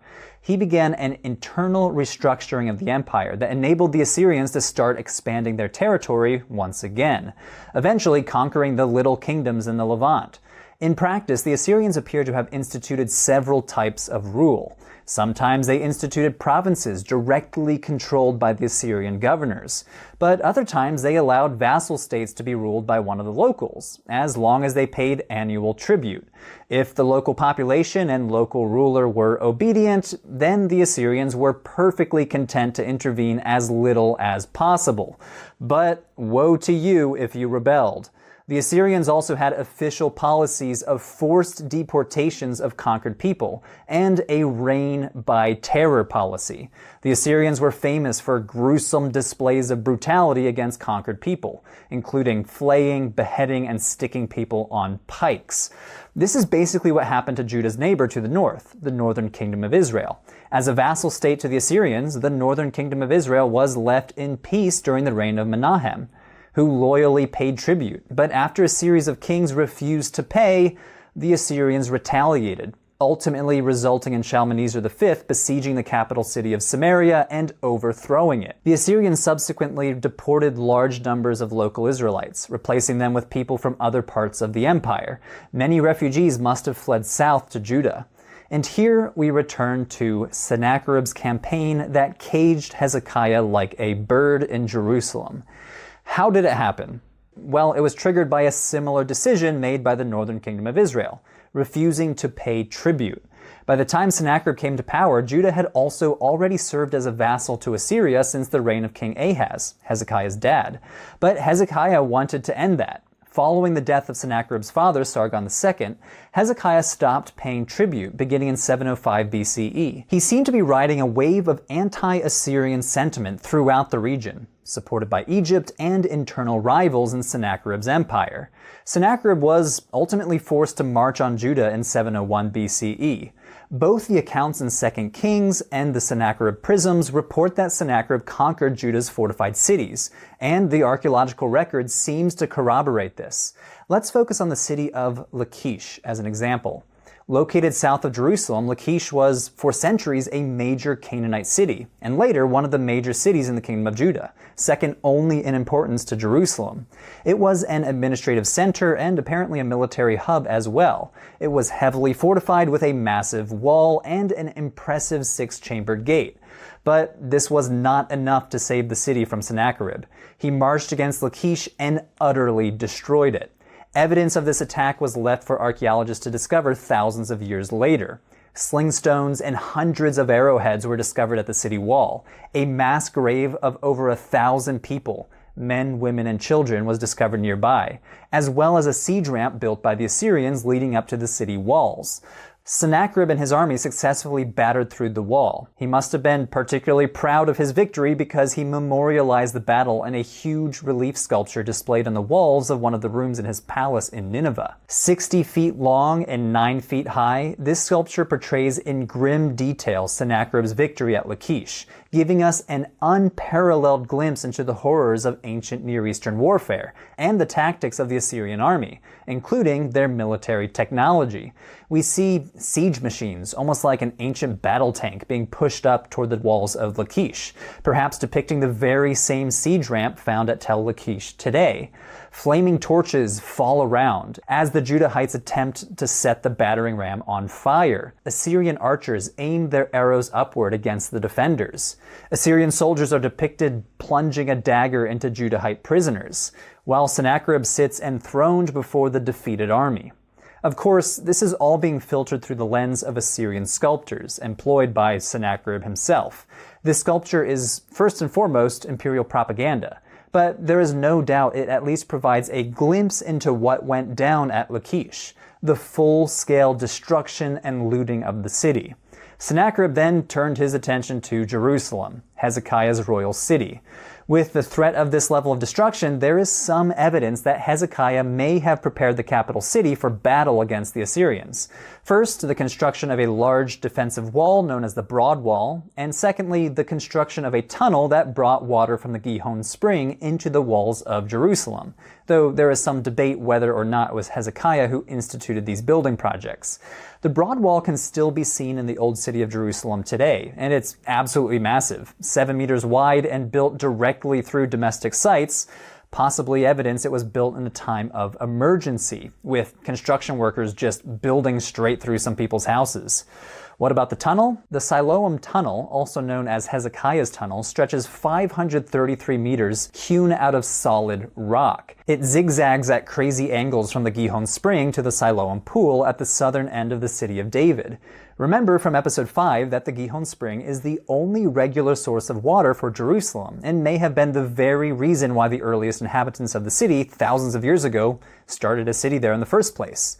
This tunnel allowed for the inhabitants of Jerusalem to stay inside the city walls to gather water during a siege, while keeping attackers from having an easy access to the water themselves.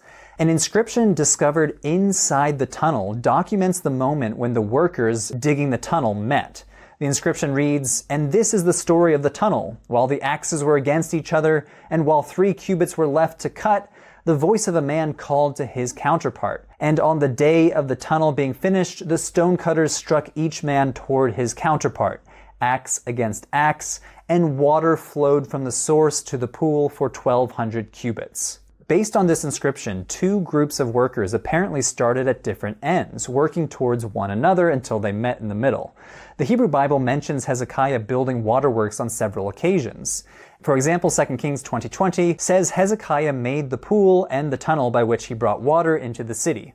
2 Chronicles provides an even more expansive account, saying that when Hezekiah saw that Sennacherib had come and that he intended to wage war against Jerusalem, he consulted with his officials and military staff about blocking off the water from the springs outside. Although many scholars agree that this inscription and tunnel date to the reign of Hezekiah, there's not an absolute consensus. Some scholars argue that it could have taken up to 4 years to complete it, and therefore was not something that could have been constructed urgently in advance of an Assyrian invasion.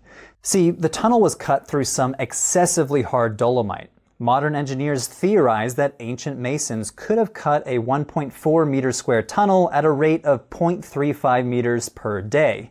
That's assuming that only one worker can fit in the tunnel at a time, cutting stone in 4-hour shifts 6 days a week.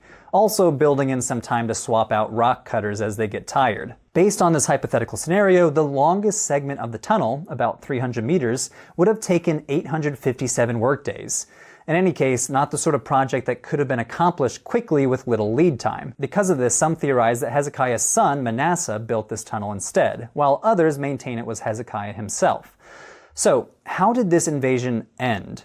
According to the biblical account, the Assyrians are ultimately defeated thanks to the intervention of Yahweh. Isaiah chapter 37 states that an angel of God struck down 185,000 Assyrian troops in a single night, prompting Sennacherib to depart from the region and return to Mesopotamia. Although we should not expect the Assyrians to record such a massive loss for their own propagandistic aims, there's good reason to believe that the Assyrians departed simply because Hezekiah agreed to start paying tribute yet again. As far as we can tell from the archaeological record, the Assyrians achieved total victory.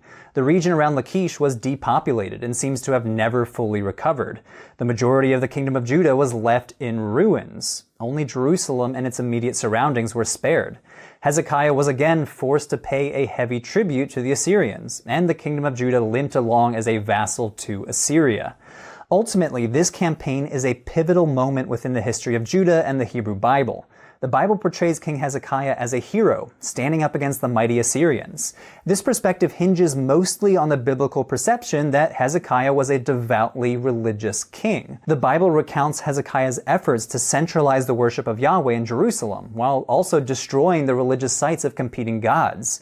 Hezekiah's defiance against the Assyrians is also characterized as a religious act, with 2 Kings 18 and 19 and Isaiah 31 noting that Hezekiah relied on God to save Judah from Assyrian might.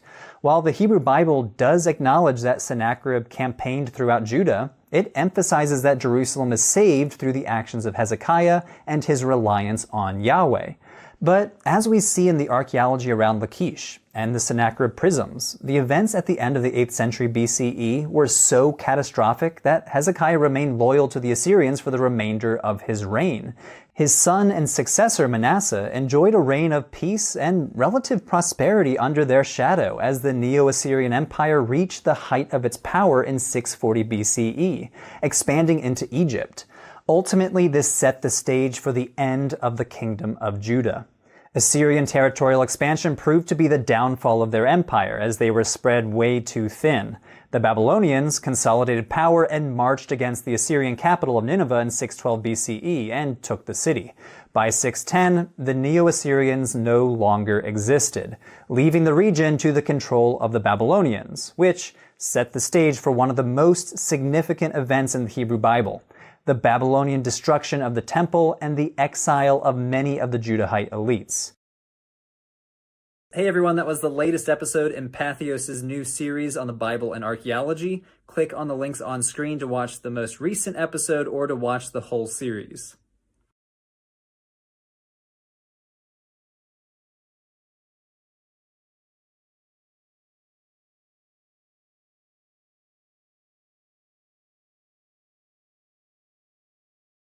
After siege and survival, the spotlight shifts to reform. King Josiah steps onto the stage with sweeping changes, text rediscovered, altars dismantled, and a kingdom reshaped by covenant and conviction. Here's something interesting. A book of the law becomes central to Josiah's program of reform. And another insight: Josiah's reign coincides with major geopolitical shifts in the Near East. Let's jump into the next chapter.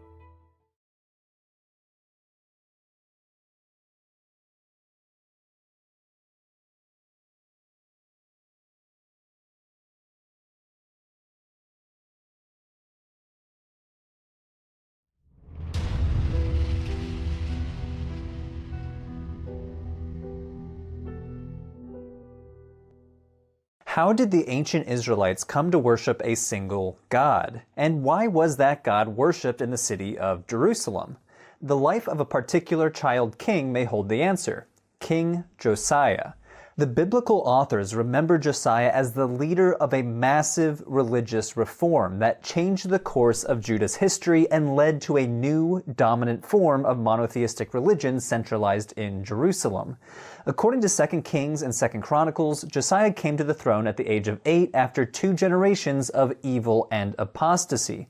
Hezekiah's son, Manasseh, rebuilt cultic sites to gods other than Yahweh, even building additional altars in the Jerusalem temple for sacrifices to other gods. King Amon, Josiah's father, continued this practice. But Josiah brought this to an end. The biblical authors portray Josiah as a devout worshiper of Israel's God, Yahweh, and one who exemplified the most noble characteristics of King David. But, unlike King David, Josiah ruled during a time when a temple for Yahweh stood in Jerusalem. The temple, just like any other royal building project, required periodic renovation. So, while inventorying the temple's treasury, the high priest found a book that 2 Kings calls the Book of the Law. Scholars have long assumed that this was an early form of the biblical book of Deuteronomy. When the king's chief advisor read the book aloud to Josiah, the king tore his garments in grief. Josiah was convinced that Judah had strayed from the laws of Yahweh and had kindled his wrath against the kingdom. Josiah then assembled the people at the temple, where he read aloud to them the book of the law and made a covenant with Yahweh to uphold his commandments.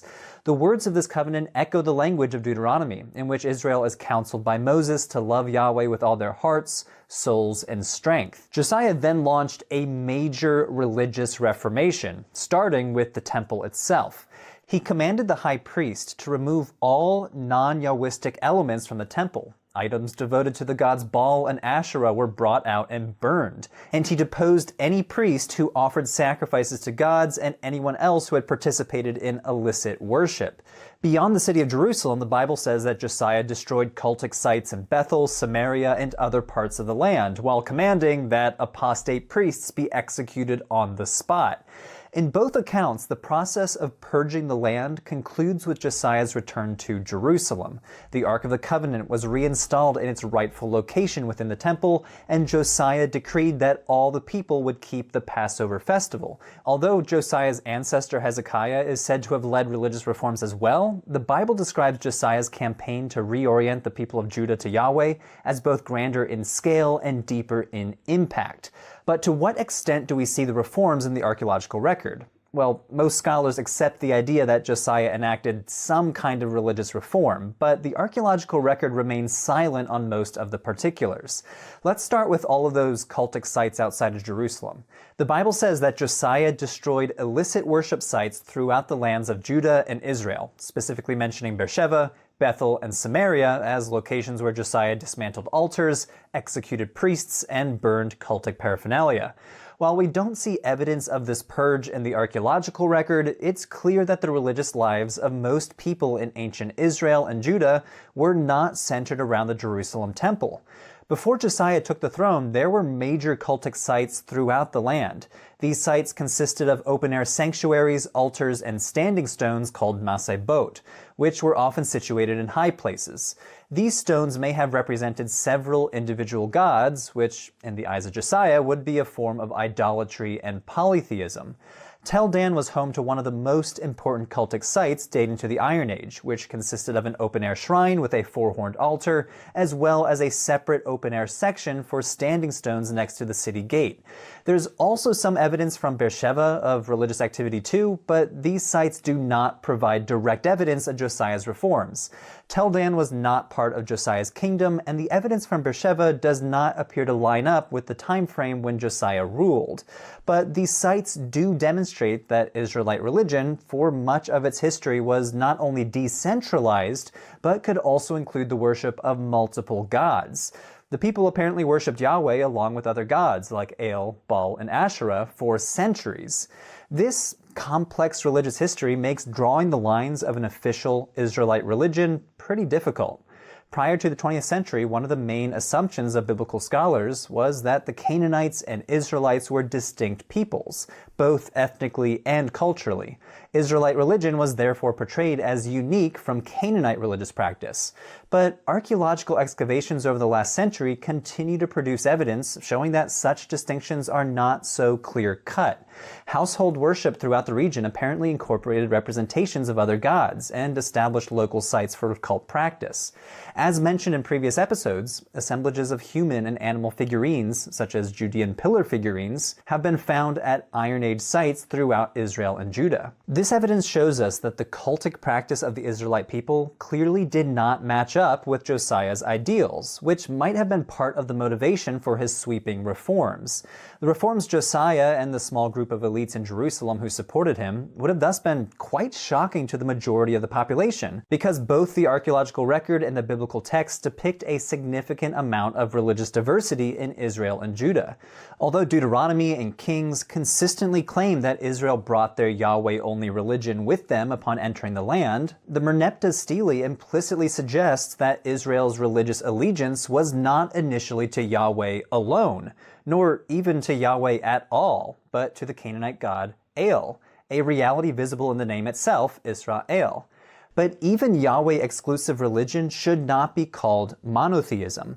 Ancient Israelite religion, based on evidence found both in the Hebrew Bible as well in the archaeological record, can better be defined as monolatrous.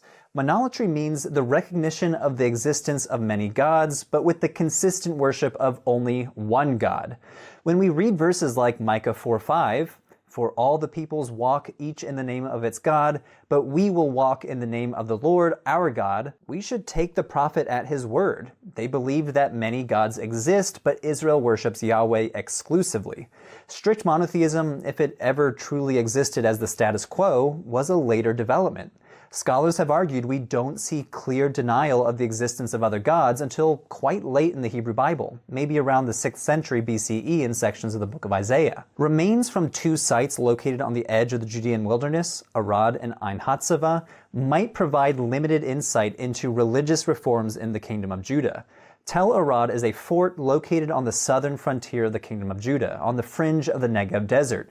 Inside the fort, archaeologists discovered a religious sanctuary, sometimes described as a shrine or a temple.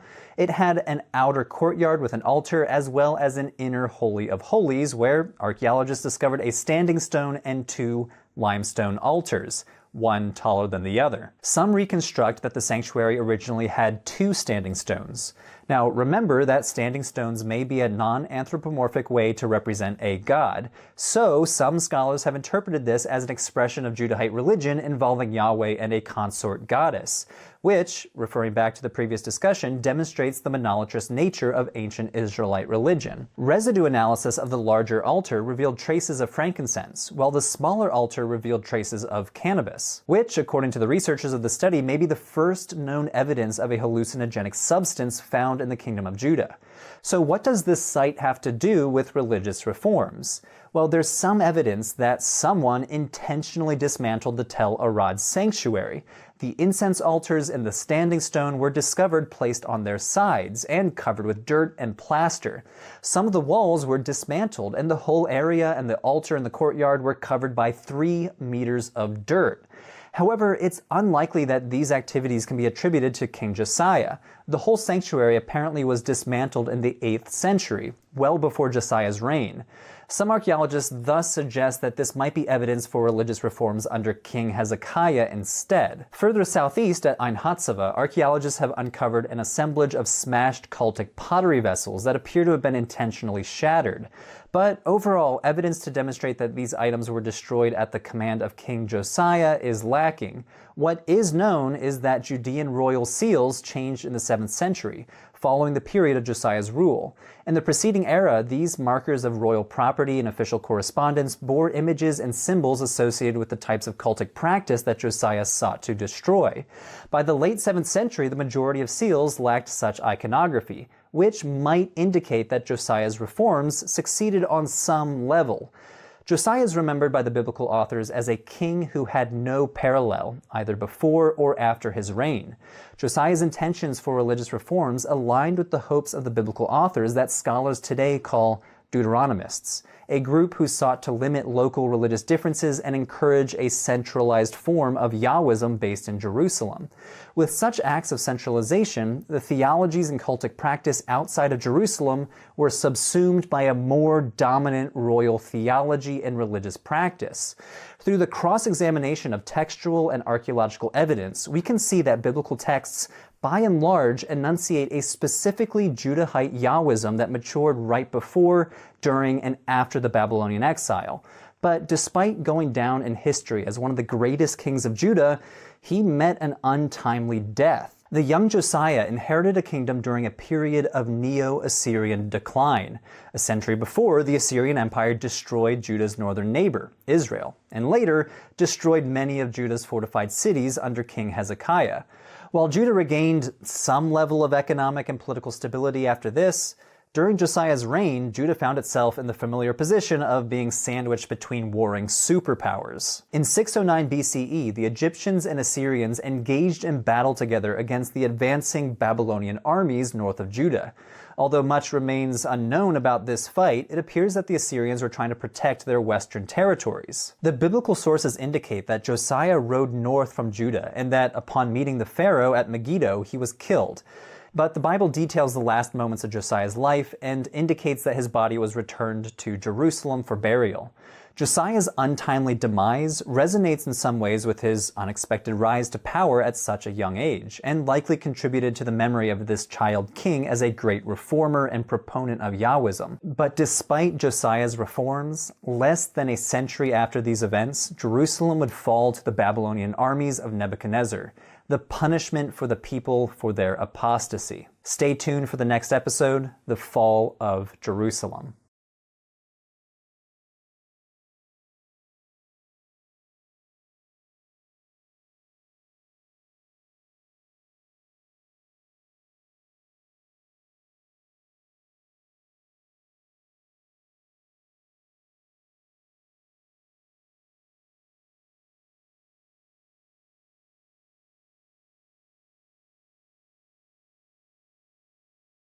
From Josiah's reforms to Babylon's fury, the story darkens.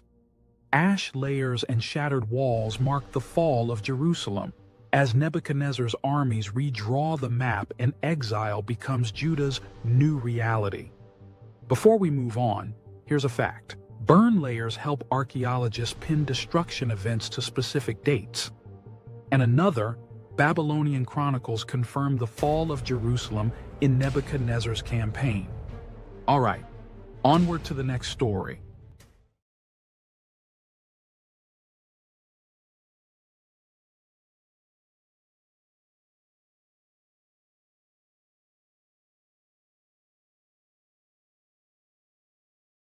"586 BC, the year that the kingdom of Judah fell." How did we get here? During the 8th century, the kingdom of Judah had shown itself to be a good and loyal vassal to Assyria. They were doing what they were told, recognizing Assyria's superiority and paying any tribute. The northern kingdom of Israel, on the other hand, had just tried and failed to rebel against Assyria in 720 BC.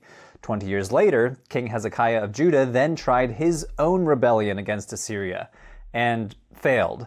Sennacherib, king of Assyria, retaliated, wiping out most of the kingdom of Judah. All the major cities and some smaller ones were destroyed. Basically, only Jerusalem was left. The lesson the Assyrians wanted the Israelites to learn was, pay your imperial taxes and tributes, or else. The next few decades were relatively quiet. Hezekiah's son Manasseh took over and ruled for 55 years. While the books of 1st and 2nd Kings give him a bad reputation, claiming he committed all manner of religious sins against God, what the Bible does not mention is that he rebuilt Judah, in large part thanks to being a loyal Assyrian vassal, paying his taxes and tributes. Same with his son Amon and his grandson Josiah. However, problems at home caused the Assyrians to withdraw and focus on a new threat: Babylon. The Neo-Babylonian Empire toppled Assyria and became the new superpower on the block. But the kingdom of Judah did not learn their lessons from the 8th century. Like Hezekiah before him, Zedekiah, the current king of Judah, failed to pay tribute to the new superpower, prompting the Babylonians to invade Judah in 586. But this time the kingdom did not survive. The Babylonians destroyed Jerusalem and the temple of Yahweh. They killed Zedekiah's sons, took Zedekiah off into exile, and deported a huge chunk of the population. This was the end of the kingdom of Judah. 2 Kings 25 describes in grim detail how the Babylonian captain of the guard destroyed the city. "And he burned the house of the Lord, and the king's house, and all the houses of Jerusalem. Every great house he burned down." So what archaeological evidence is there for this attack? Well, as 2 Kings 25 suggests, the main evidence in Jerusalem are houses, specifically houses of the wealthy elite of Jerusalem. During excavations in the city of David, 3 Iron Age structures were uncovered: the house of Ahiel, the house of the Bulai, and the burnt room. All the buildings were covered by the collapsed debris of the upper stories, and all had fallen charred beams, suggesting that they burned in a city-wide fire. Archaeologists also found arrowheads throughout the city dating to the Babylonian attack.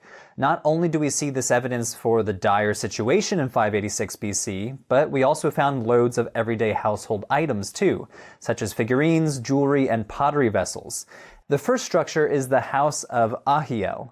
Inscribed pottery was found inside the house with the name Ahiel, leading to this name for the house. Ahiel's house is one of the best preserved Iron Age structures. It even has an external stone staircase leading up to a second story that no longer exists. One of the most significant parts of this excavation was the toilet. Yes, you're now looking at an ancient toilet which was discovered still situated over a deep cesspit beneath it, filled with ancient human feces. The stone toilet and cesspit show a level of sophistication in the hygiene practices within the city, but the remains in the cesspit may also shed light on the diet of the ancient Judahites and point to the difficulties during the siege. Analysis of the fecal remains revealed organic matter, including human parasite eggs, fish bones, and most interestingly, barely edible plants that suggest people were subsisting on weeds foraged from around the city. The pollen grains identified come from 4 plant families: mustard, carrot, mint, and daisy. These likely originated from uncultivated salad greens and spices, but what is notably lacking are cultivated plants typically found in diets like wheat and barley. This might indicate how desperate the situation was for them during the Babylonian attack. They were barely surviving and forced to eat whatever they could find around the city. The second site is the so-called burnt room. It also bears the hallmarks of destruction. Archaeologists discovered a layer full of charred remains, including carved wooden furniture and a small ivory statue of a woman in an Egyptian-style wig. The craftsmanship is very high quality and suggests that the members of this household were rich enough to afford luxury items like furniture and ivory statues. Next is the House of the Bulli. Only a small part of the House of the Bulli was uncovered underneath a thick layer of burnt debris. However, archaeologists found within the remains iron arrowheads as well as pottery vessels, stone weights, and most notably, a collection of more than 50 fingernail-sized clay ceilings called bulli. Bulli are small clay discs that were impressed with a stamp to mark an official document. These were used as proof of a document's authenticity in a bureaucratic system. In this case, the bulli were preserved when the house burned down, burning up the documents but leaving the stamps behind for archaeologists to find thousands of years later. One in particular mentions a guy named Gamaliel, son of Shaphan, a high official at the court of King Jehoiakim of Judah, who reigned during the first attack on Judah from Babylon. So from the evidence in the House of Ahiel, the House of the Bulli, and the Burnt Room, we get a picture of the wholesale destruction of Jerusalem, and the devastation even of the upper-class houses. But what happened next? According to the Bible, the Babylonians killed Zedekiah's descendants and took the king and more of the elites into exile as hostages. They left other non-elite people behind in Judah to fend for themselves. So part of the population was stuck in the ruined Judah, and the other part was taken back to Babylon, where they were mostly forced to settle all over the empire with other refugees. Those who were forced into exile lost everything: their homeland, family members, and were taken to a land they had never been to and did not speak the language. This event, called the Babylonian exile or Babylonian captivity, had a significant impact on Judahite identity. Big theological questions arose from this catastrophe. Had God abandoned his promises? Was God in control? Were the Babylonian gods more powerful? Basically, where was God and why had this happened? Books in the Hebrew Bible like Lamentations and Jeremiah wrestled with these questions. There's some archaeological evidence for these communities of Judean people who now lived in a foreign land under foreign rulers. This is an example from the so-called Al-Yahudu tablets, a collection of 200 tablets from a Judean community in Babylon called the Al-Yahudu community. These documents show that, basically, the exiled people were getting on with their lives. They were trading with the locals, dealing with legal cases with the locals, and paying taxes just like the locals. Back home, the former kingdom of Judah was now a Babylonian province called by the Aramaic name Yehud, and was firmly under imperial rule. Nothing much would have happened here without Babylonian approval. We don't know much about the archaeology of Yehud, but it seems that Jerusalem remained in ruins, had minimal habitation, and the temple was not rebuilt. So life was not great in Yehud, though it was continuing. Tune in next time to learn what happens next to the people of Judah. Hey everyone, that was the latest episode in Patheos' series, Excavating the History of the Bible. Click on the playlist on screen to catch up on the whole series.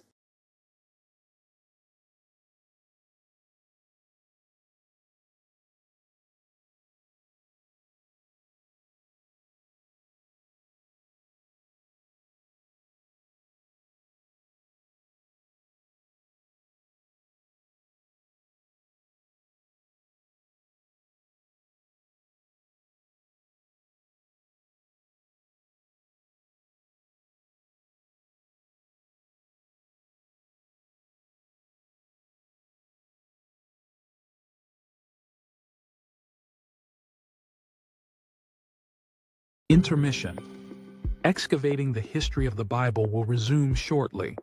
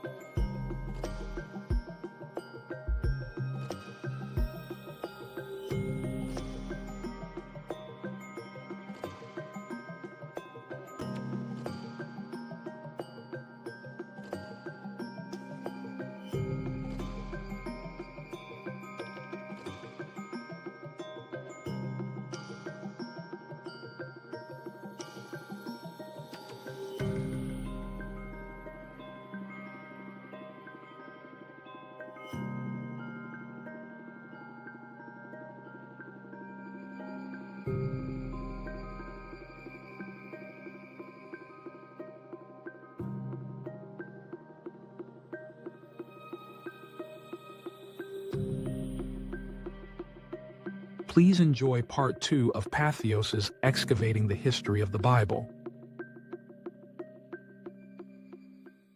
Welcome to our part 2 live stream marathon of one of Patheos' most popular series, Excavating the History of the Bible. Tonight, we're continuing our look back at the episodes that dig deep into archaeology and the biblical world. Pot shards, inscriptions, and city walls that bring ancient stories into sharper focus. Settle in for a binge-worthy journey through the landscapes, artifacts, and people who shaped the Bible's history. Let's continue with episode 10, The Surprising Origins of Hebrew.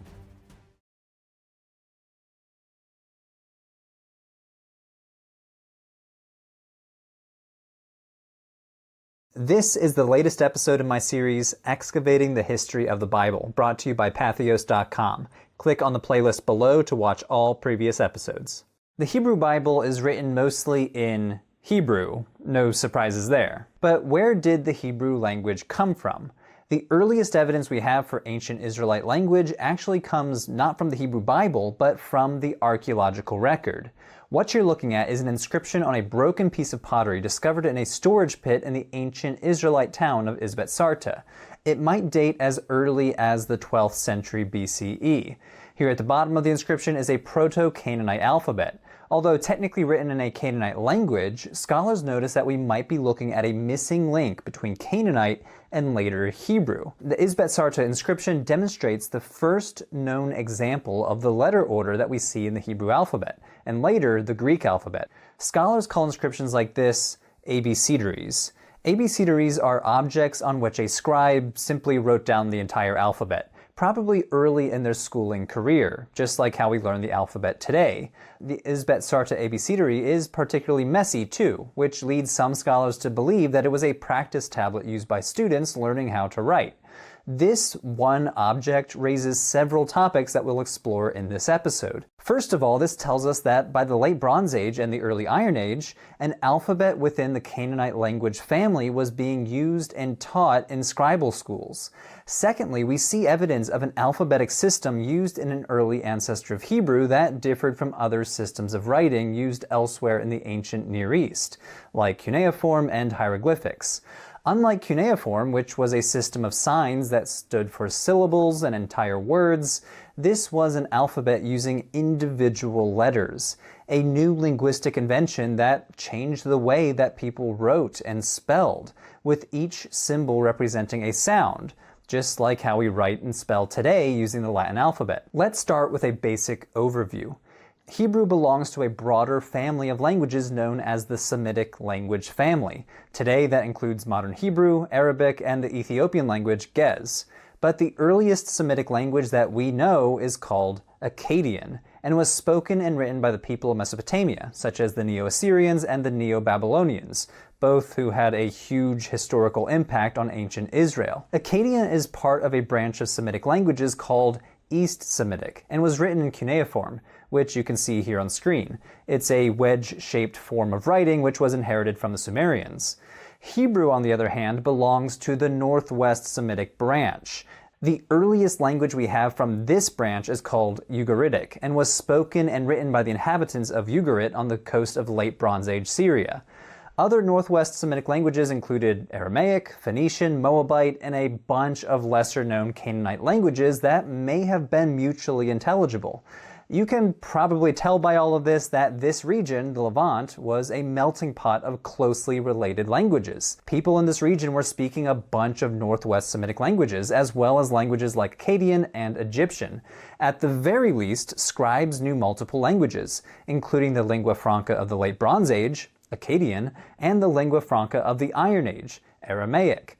We surmise this based on archaeological evidence, such as the Amarna letters. As we discussed in episodes 2 and 3 of the series, the Amarna letters are a cache of tablets mostly consisting of diplomatic correspondences between Canaanite kings and the Egyptian pharaoh. And most of these letters were written in Akkadian, not Canaanite. Much of our evidence regarding languages in the ancient Near East are texts which were produced by professional scribes. These scribes would have been trained in scribal schools and served important roles within society based on their education.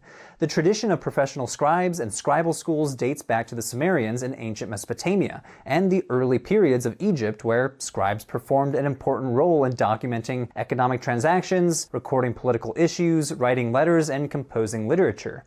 If the Isbet-Sarta Abecedary is indeed a practice tablet, we're seeing evidence of some sort of schooling in early Israelite villages using a Proto-Canaanite dialect. Dating to around the 12th century, the Isbet-Sarta inscription is also one of our earliest pieces of evidence for early stage Hebrew, but most of our written evidence is later, dating to the Iron Age from around 1000 to 587 BC.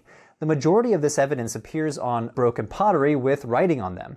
For example, in 2008, excavators uncovered a piece of pottery inscribed with 5 lines of Proto-Canaanite script at the site of Khirbet Qeiyafa, a small fortified site located 27 kilometers southwest of Jerusalem. At the time of publishing this video, this is the longest known Proto-Canaanite inscription.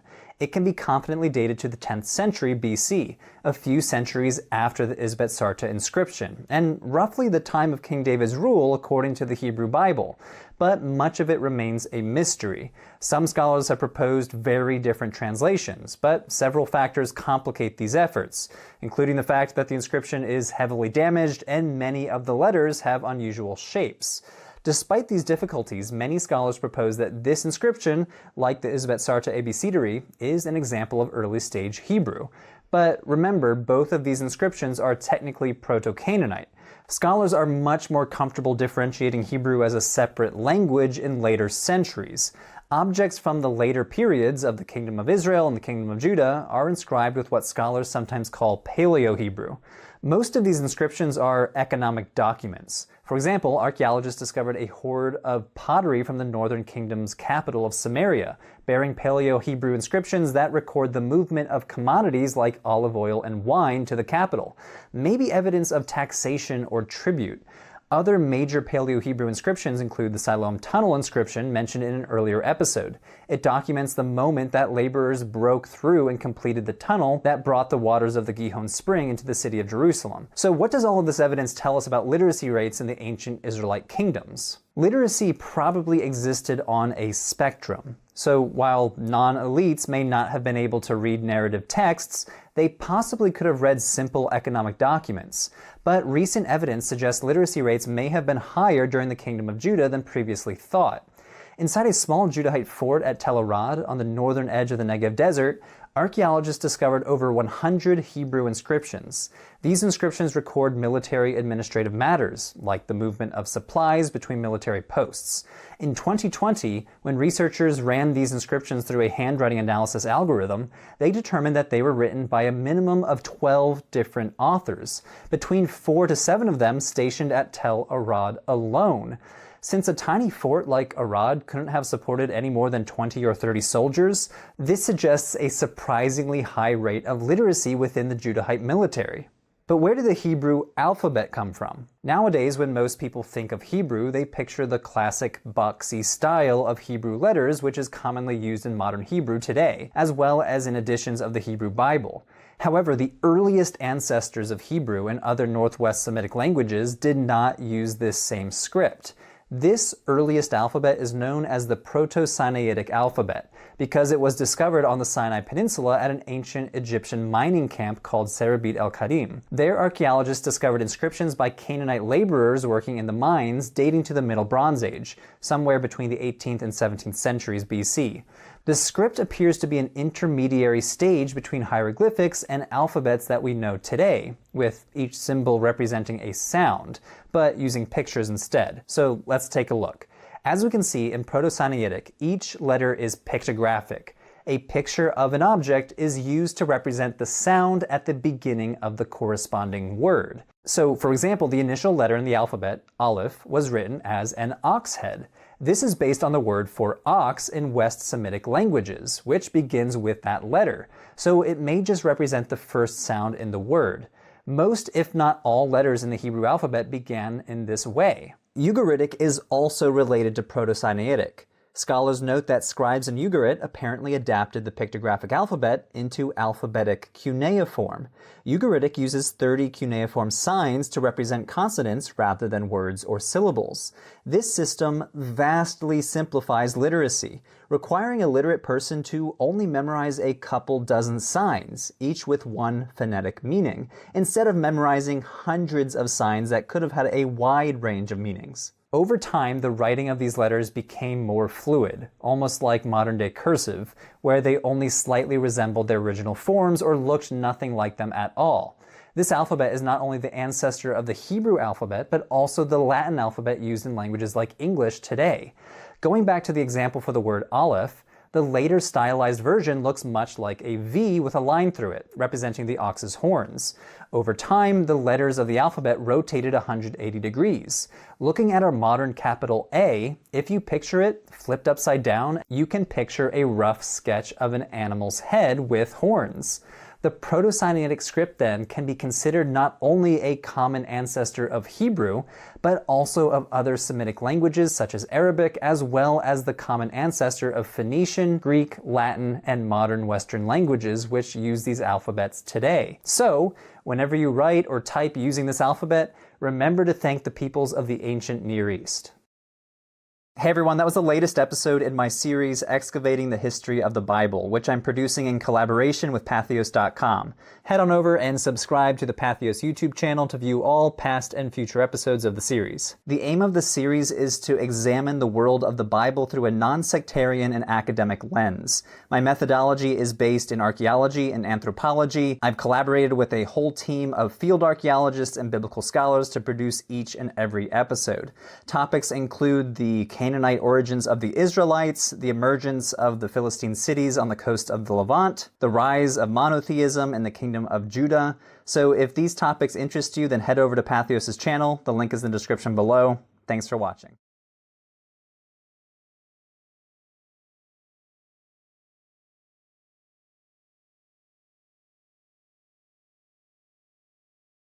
From letters on shards to stones stacked high, Herod enters with ambition carved in limestone. Temples soar, harbors stretch into the sea, and architecture becomes a language of power. Here's something remarkable. Herod expanded the Temple Mount into one of the largest sacred platforms in antiquity. And another, Caesarea's harbor was a feat of Roman engineering using hydraulic concrete. Ready for the next discovery?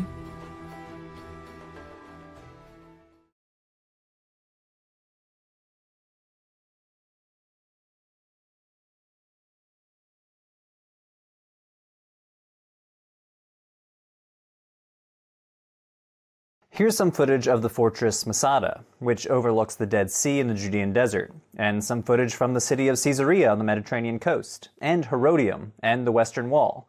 What do all of these sites have in common? Well, beside the fact that they are monumental works of ancient architecture, they were all constructed or renovated under the direction of one man, Herod the Great. For those of you that know your New Testament, Herod was the villain in the Gospel of Matthew's version of Jesus' birth. The Magi follow a star to Judea and consult King Herod, asking where the King of the Jews has been born, referring to Jesus, not Herod. Herod sees this as a threat to his rule, so according to the biblical account, he orders every male child in Bethlehem under the age of 2 to be killed.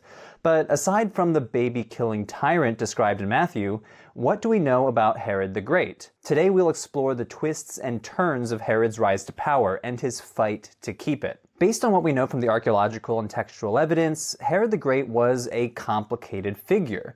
On one hand, he was a subservient client king to the Roman Empire, and on the other hand, he was a brutal and calculating politician who forever changed the landscape of Judea through his rule.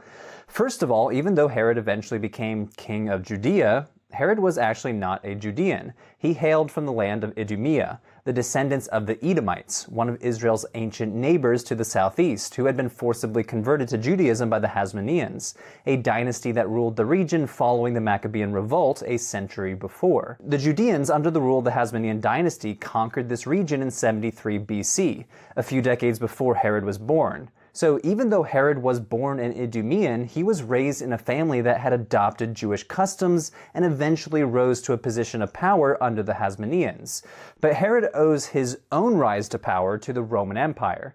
In 63 BC, when Herod would have only been about 10 years old, the Romans toppled the Hasmonean dynasty, which cleared the stage for his rise. Herod's father was already a high-ranking official and allied himself with the Romans. Because of these connections, Herod was appointed the governor of Galilee in 47 BC, when he was only in his 20s. So how did he make the jump from governor to king? Well, this is where we see his political savvy come into play. He rose to king of Judea by exploiting the geopolitics between two superpowers, Parthia and Rome. At the time, the Parthians were the most pressing enemy of the Romans. They were the successors of the Persian Empire and had moved westward in the period following the disintegration of Alexander the Great's empire. In 40 BC, the Parthians overtook Jerusalem, attempting to reinstate the Hasmonean dynasty. They installed their own Hasmonean king of Judea, thinking that the populace would more easily accept a Hasmonean king. But Herod had connections too, specifically family connections with the Roman politician Mark Antony. With his help, Herod convinced the Roman Senate to name him king of the Jews, and he returned to Judea with the backing of the Roman army to oust the Parthians. Victory was not easy, but Jerusalem eventually fell to the Romans in 37 BC, and Herod began his work as a client king. So even though he was stuck in the middle between Parthia and Rome, he came out of the war with a kingship. Not bad. But this calculating political skill continued throughout his career and would make any character in Game of Thrones proud. You're a sharp little thing, aren't you? Later, when Mark Antony lost in a civil war to Caesar Augustus, Herod did not beg Augustus to forgive him for his alliance. Herod boldly stood before Augustus and said, "Hey, I'm so loyal I would have fought against you with Antony, even though I knew Antony was going to lose. You'll want this level of loyalty on your side."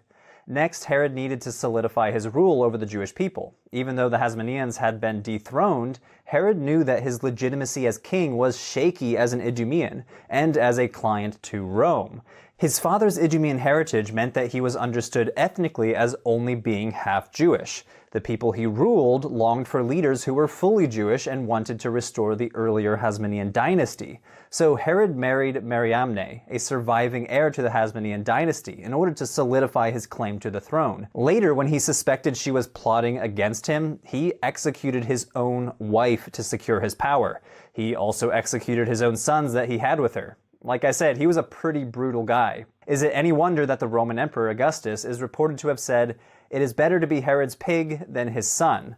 Herod might have kept a kosher table, but he did not hesitate to take out one of his own kids or his own wife if he perceived them as a threat to his power. Despite all of this brutality, though, Herod was a capable leader. Josephus tells us that he was a skilled general, consistently winning the battles he engaged in, and he was even an expert warrior himself, super skilled with both the bow and the javelin. During a period of famine and disease around 30 BC, he managed to create various programs to dole out food to the sick and old.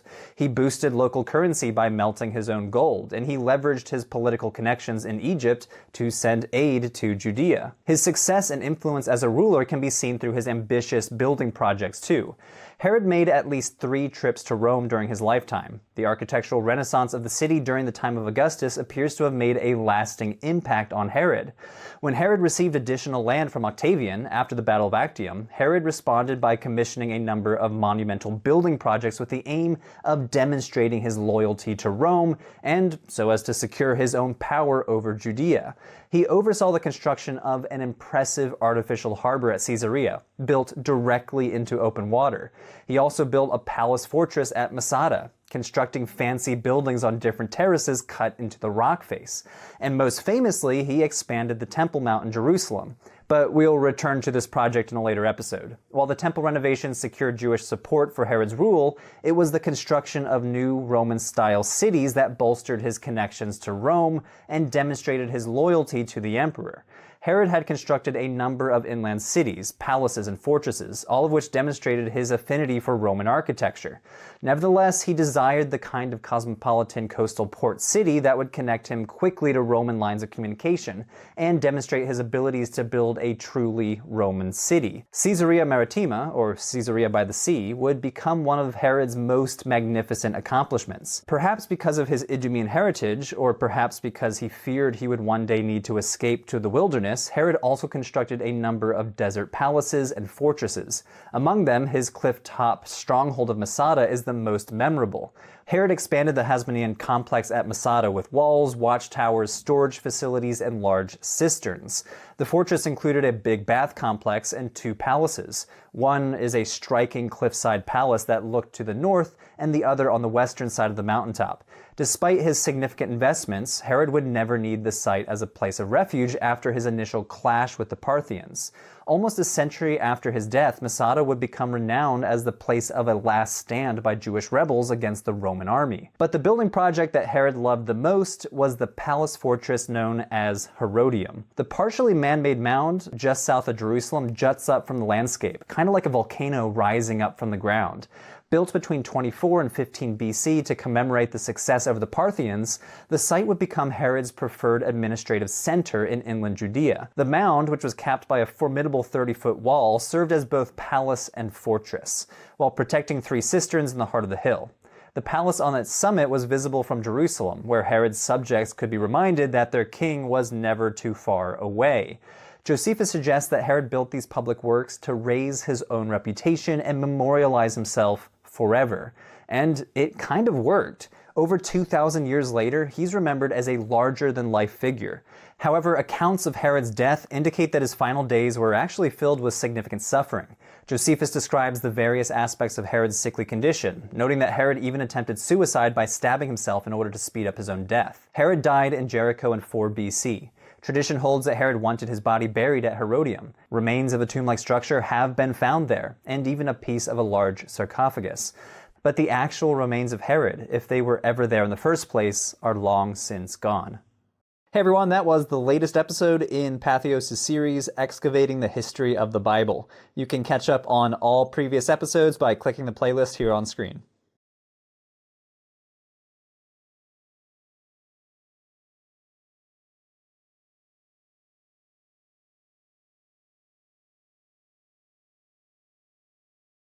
Leaving Herod's monumental works, we drift north to Galilee's waters. Fishing boats, quiet harbors, and bustling villages frame a lake that anchors countless stories. Quick fact before we continue. A first-century boat found near the Sea of Galilee offers a glimpse of daily travel. And another, the harbor remains reveal trade networks connecting Galilee to the wider Mediterranean. Let's set sail for the next episode.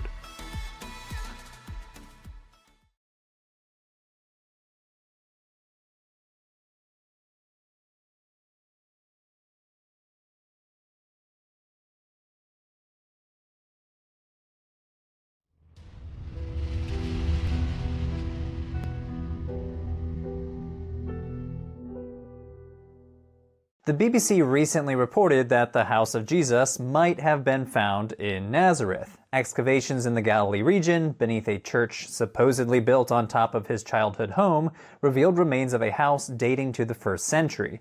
But as with so many pop archaeology articles, the title of this piece is clickbait. Strong case house and crypt was home to Jesus, says archaeologist. A better title might be, archaeologists find proof of a standard domestic building with contents dating roughly to the 1st century CE. The archaeology of the Galilee and reporting about it often is sensationalized, but the Galilee is indeed home to some of the most exciting archaeological discoveries in recent history.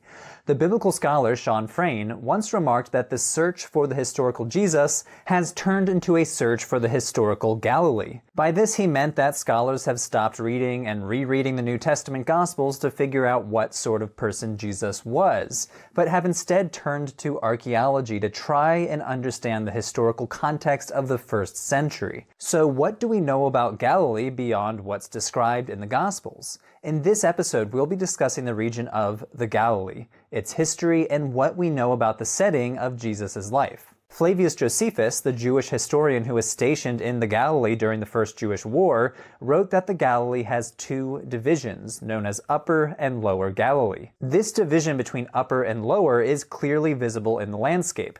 While the Lower Galilee is formed by a series of fertile valleys, broken up by ranges of hills which run east to west, Upper Galilee, on the other hand, is far more mountainous. The Sea of Galilee is known by many names, including the Kinneret or the Lake of Tiberias.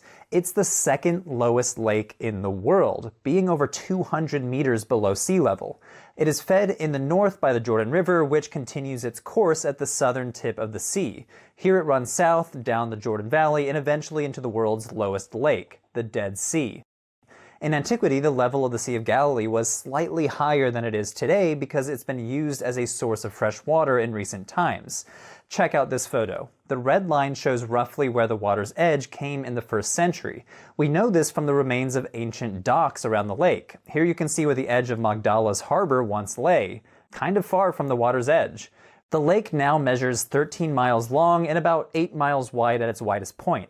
Another lake, or more of a marsh really, called Hula, once lay further north. This lake was drained during the 1950s as it was a source of mosquitoes that caused malaria. In antiquity, and up until quite recently, this would have been a common cause of death for people living in this area.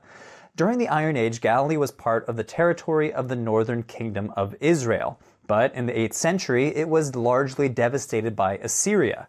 Archaeologists believe that from this point, the Galilee was only lightly populated until the region was conquered by the Hasmonean dynasty, around 100 BC. Following this, the Hasmoneans established or rebuilt many settlements in the Galilee, notably towns like Magdala, Sepphoris, and Gamla. Sole Hasmonean rule over this region was short-lived. Later, in 63 BC, the Roman general Pompey the Great marched his legions through the Galilee. This was the first time where Roman power had been directly encountered in the area. Following this, Galilee became, for a short time, a self-determining region, with a local council based in Sepphoris. Herod the Great even saw the beginning of his political career in military exploits around Galilee, fighting against the remnants of the Hasmonean dynasty. After his ascension to the throne, he largely ignored the Galilee itself, instead building many cities and temples around the region. This situation lasted until his death in 4 BC, at which point his son was appointed by the Roman emperor as tetrarch over the Galilee. The archaeologist Andrea Berlin has described the material culture of Galilean towns as examples of household Judaism.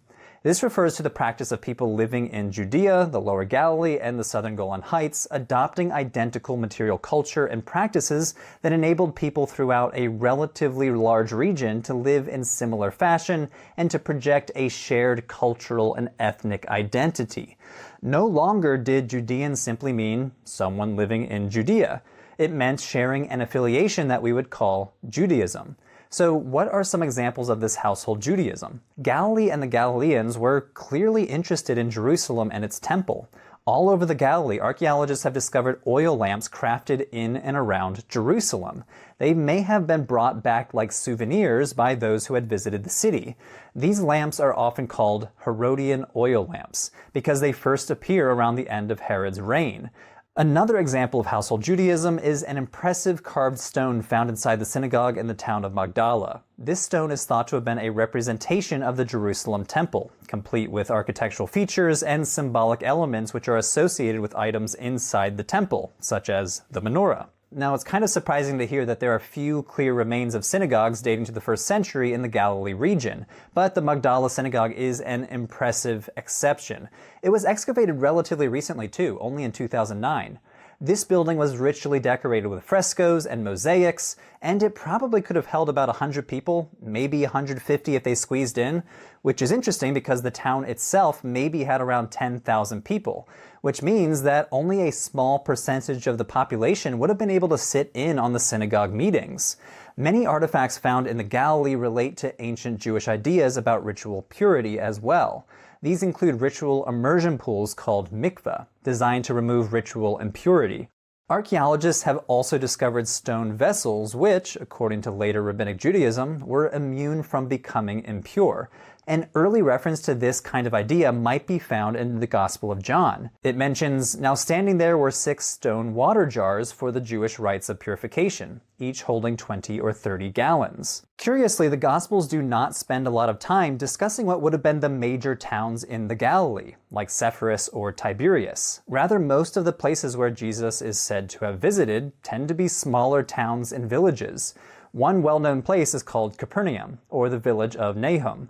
This town sits along the northern shore of the Sea of Galilee, and during the first century it was a fishing village, home to perhaps 1,000 people at most.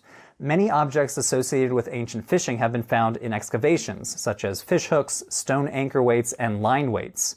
Archaeologists have noted that a particular first-century house was developed into a church in later centuries, possibly because it was associated with Simon Peter's house, though this is impossible to confirm. There's also a big limestone synagogue in Capernaum, but it dates to around the 4th or 5th centuries. There are some thick basalt walls and pavements underneath the limestone synagogue that some people think belong to an earlier 1st century synagogue, but again, we're not sure. The relatively rural nature of ancient Galilee meant that the economy in the 1st century was largely agricultural, supplemented with fishing. Magdala itself was probably a fishing village, as well as Capernaum. And hammering this home is a striking find from the sea itself, a boat recovered from the northwestern edge that likely dates to the 1st century. The vessel is over 8 meters long, and subsequent analysis revealed that no less than 12 different types of wood were used to build or repair it. Recent excavation projects have uncovered some unexpected discoveries, like the Magdala Synagogue stone, that show us just how rich some places were and the connections which were fostered between Galilee and Jerusalem.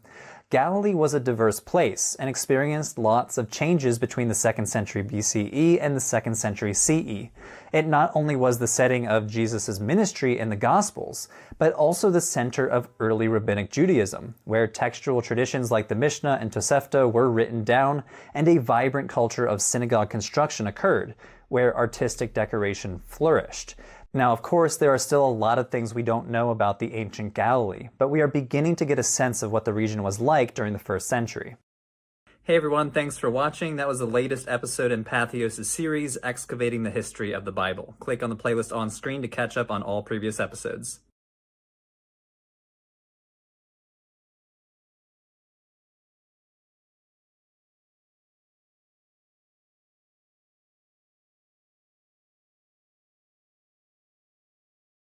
From Galilee's shoreline to Jerusalem's crowded streets, the Second Temple era hums with life. Pilgrims ascend, markets buzz, and ritual baths line the roads to sacred space. Here's something to note. Archaeology maps mikvaot, ritual baths, near the temple precinct. And another, streets lined with market stalls serve thousands of pilgrims during festivals. Let's walk into Jerusalem's past.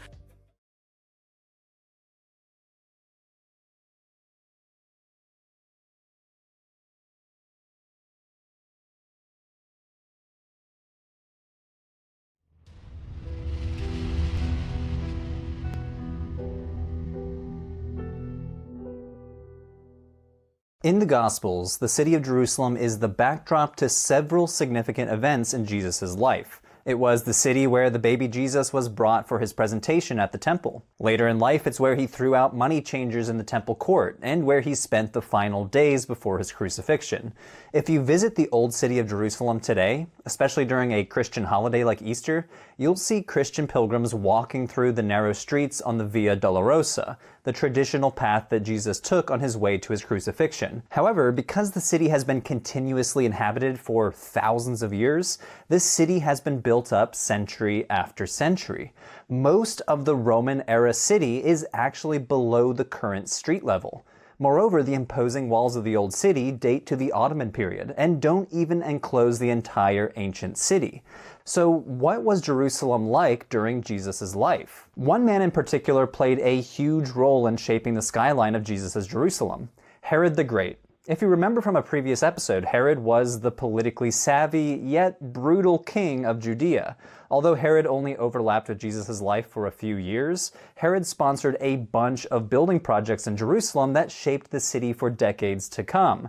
This means that Jesus' Jerusalem was basically Herod's Jerusalem. Let's start with the Temple Mount, which was to become the crowning jewel of Herod's Jerusalem-based building program. When the Judeans returned from the Babylonian exile in the 500s BC, they rebuilt and reconsecrated the temple that the Babylonians had destroyed.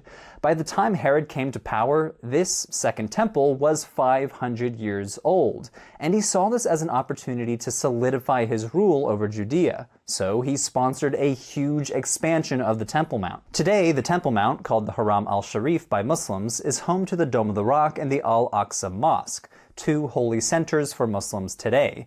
And you can see from these aerial photographs that the sanctuary is a rectangular plaza. This general shape harkens back to the vast esplanade that was part of Herod's building project. The final product, which wasn't entirely finished until well after Herod died, was one of the largest sacred precincts in the ancient world, covering approximately 140,000 square meters. To the north, the bedrock was cut back to make room for the platform, while to the south, the bedrock drops in elevation, so a system of underground vaults were constructed to support the massive platform above. Herod enclosed the platform with a boundary wall referred to in Greek as a temenos. It's part of this temenos wall that is known today as the Kotel, or the Western Wall. Several gates in the temenos wall provide access to the Temple Mount, most notably the Hulda gates on the southern end of the plaza. Two sets of stairs of alternating wide and narrow steps led up to the gates. This purposely awkward spacing forced visitors to the temple to slow their pace, intentionally designed to force people into a state of reverence while approaching the sacred precinct. Other archaeological finds from around the Temple Mount attest to its status as a sacred space. For example, non-Jews were not allowed to enter the temple based on both textual and archaeological evidence. Archaeologists have discovered two inscriptions that must have been part of a stone fence around the temple that prohibited non-Jews from entering the space. One reads, "No man of another nation is to enter within the fence and enclosure around the temple, and whoever is caught will have himself to blame for his death, which will follow." The Jewish historian Josephus might reference this same fence when he wrote, "In this at regular intervals stood slabs giving warning, some in Greek and others in Latin characters, of the law of purification, that no foreigner was permitted to enter the holy place." Around the Temple Mount, archaeologists have also discovered ritual pools called mikveh, where Jews would immerse themselves to cleanse ritual impurity. The archaeologist Jody Magnus says that Jerusalem is home to among the largest mikvahs discovered, as well as the largest concentration of mikvahs. These were not only situated around the Temple Mount, but also along pilgrimage routes into Jerusalem and in the residences of Jerusalem's elite. And because mikvahs need water, Herod was also responsible for the expansion of the city's water supply, expanding the size of the pre-existing water reservoirs and adding several new ones. The water brought into the city was used not just for drinking and cooking, but also to fill the city's large concentration of mikvahs. The Pool of Siloam, which the Gospel of John mentions as where Jesus heals a blind man, might have been a massive immersion pool for pilgrims as well. During the 1st century, a bridge connected the Temple Mount with the wealthy residential district of the upper city. Scholars suggest that the remains of this bridge can be seen in the tunnels underneath the modern street level up against the Western Wall. You can see it here, an arch called Wilson's Arch, named after the explorer Charles Wilson. Down here in the tunnels, you can also see the largest stones in the Western Wall, weighing several hundred tons. And it's down here that some of the most exciting ongoing excavations are occurring, like the recent discovery of a Roman theater-like structure under Wilson's Arch. When the Romans sacked the city in the year 70, they destroyed the buildings on top of the platform. Today, nothing survives of the temple building itself, so artistic reconstructions of the temple are based mostly on descriptions provided by Josephus and Talmudic sources. Jerusalem was not only a city for pilgrims, though. Apparently, it was also a prime spot to be buried. A vast necropolis, or city of the dead, surrounded Jerusalem to its north, east, and south during the 1st century. Within a radius of 3 miles of the city walls, 1,000 tombs have been discovered, 800 of which date to the Herodian period. The vast majority of these tombs belong to the city's elite, and most of the tombs in these cemetery complexes were carved out of the natural rock. 3 of the most elaborate tombs are located in the Kidron Valley, at the foot of the Mount of Olives. Inside many of these tombs, the dead were typically buried in niches carved into the rock called loculi. This form of burial was introduced to the region during the Hellenistic period and remained popular until the sack of the city in the year 70. To allow for the greatest number of burials within a tomb, the loculi would be cut perpendicular to the wall, forming deep shelves in the rock. During the Herodian period, sarcophagi appeared to have been restricted to only a few of the most luxurious burials. Smaller stone boxes called ossuaries were far more popular, with several thousand discovered in Jerusalem alone. The evidence suggests that the ossuaries were used as a secondary form of burial. Literary sources from the period state that about 1 year after the initial burial, once the body had decomposed, the bones of the deceased would be collected and relocated to a separate permanent tomb. Artisans within Jerusalem carved the ossuaries from local limestone, decorating them with floral and geometric motifs. Some of the ossuaries were inscribed with the names of the deceased, mostly in Aramaic and Greek, but occasionally in Hebrew as well. One of the most prominent examples is the so-called Caiaphas ossuary, a bone box inscribed with the name Joseph, son of Caiaphas, which might reference the high priest mentioned in the New Testament. Today, what we know of Jesus' Jerusalem is largely focused on its greater infrastructure and the lives and afterlives of its wealthiest citizens. With archaeological investigations ongoing, our understanding of the ancient city is constantly evolving. New discoveries will be made that will write or even rewrite its history as we know it today. Hey everyone, thanks for watching. That was the latest episode in Patheos' series, Excavating the History of the Bible. Click on the playlist on screen to catch up on all previous episodes.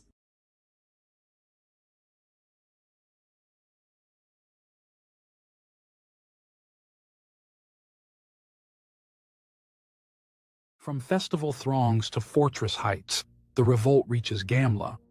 Basalt cliffs bristle with defenses, coins whisper of hope, and Rome's siege leaves scars etched in stone. Quick fact before we continue. Coins minted at Gamla help date its final stand during the revolt, and other fortifications carved into the rocky slopes made Gamla a stronghold until Rome's siege. Time to climb into history.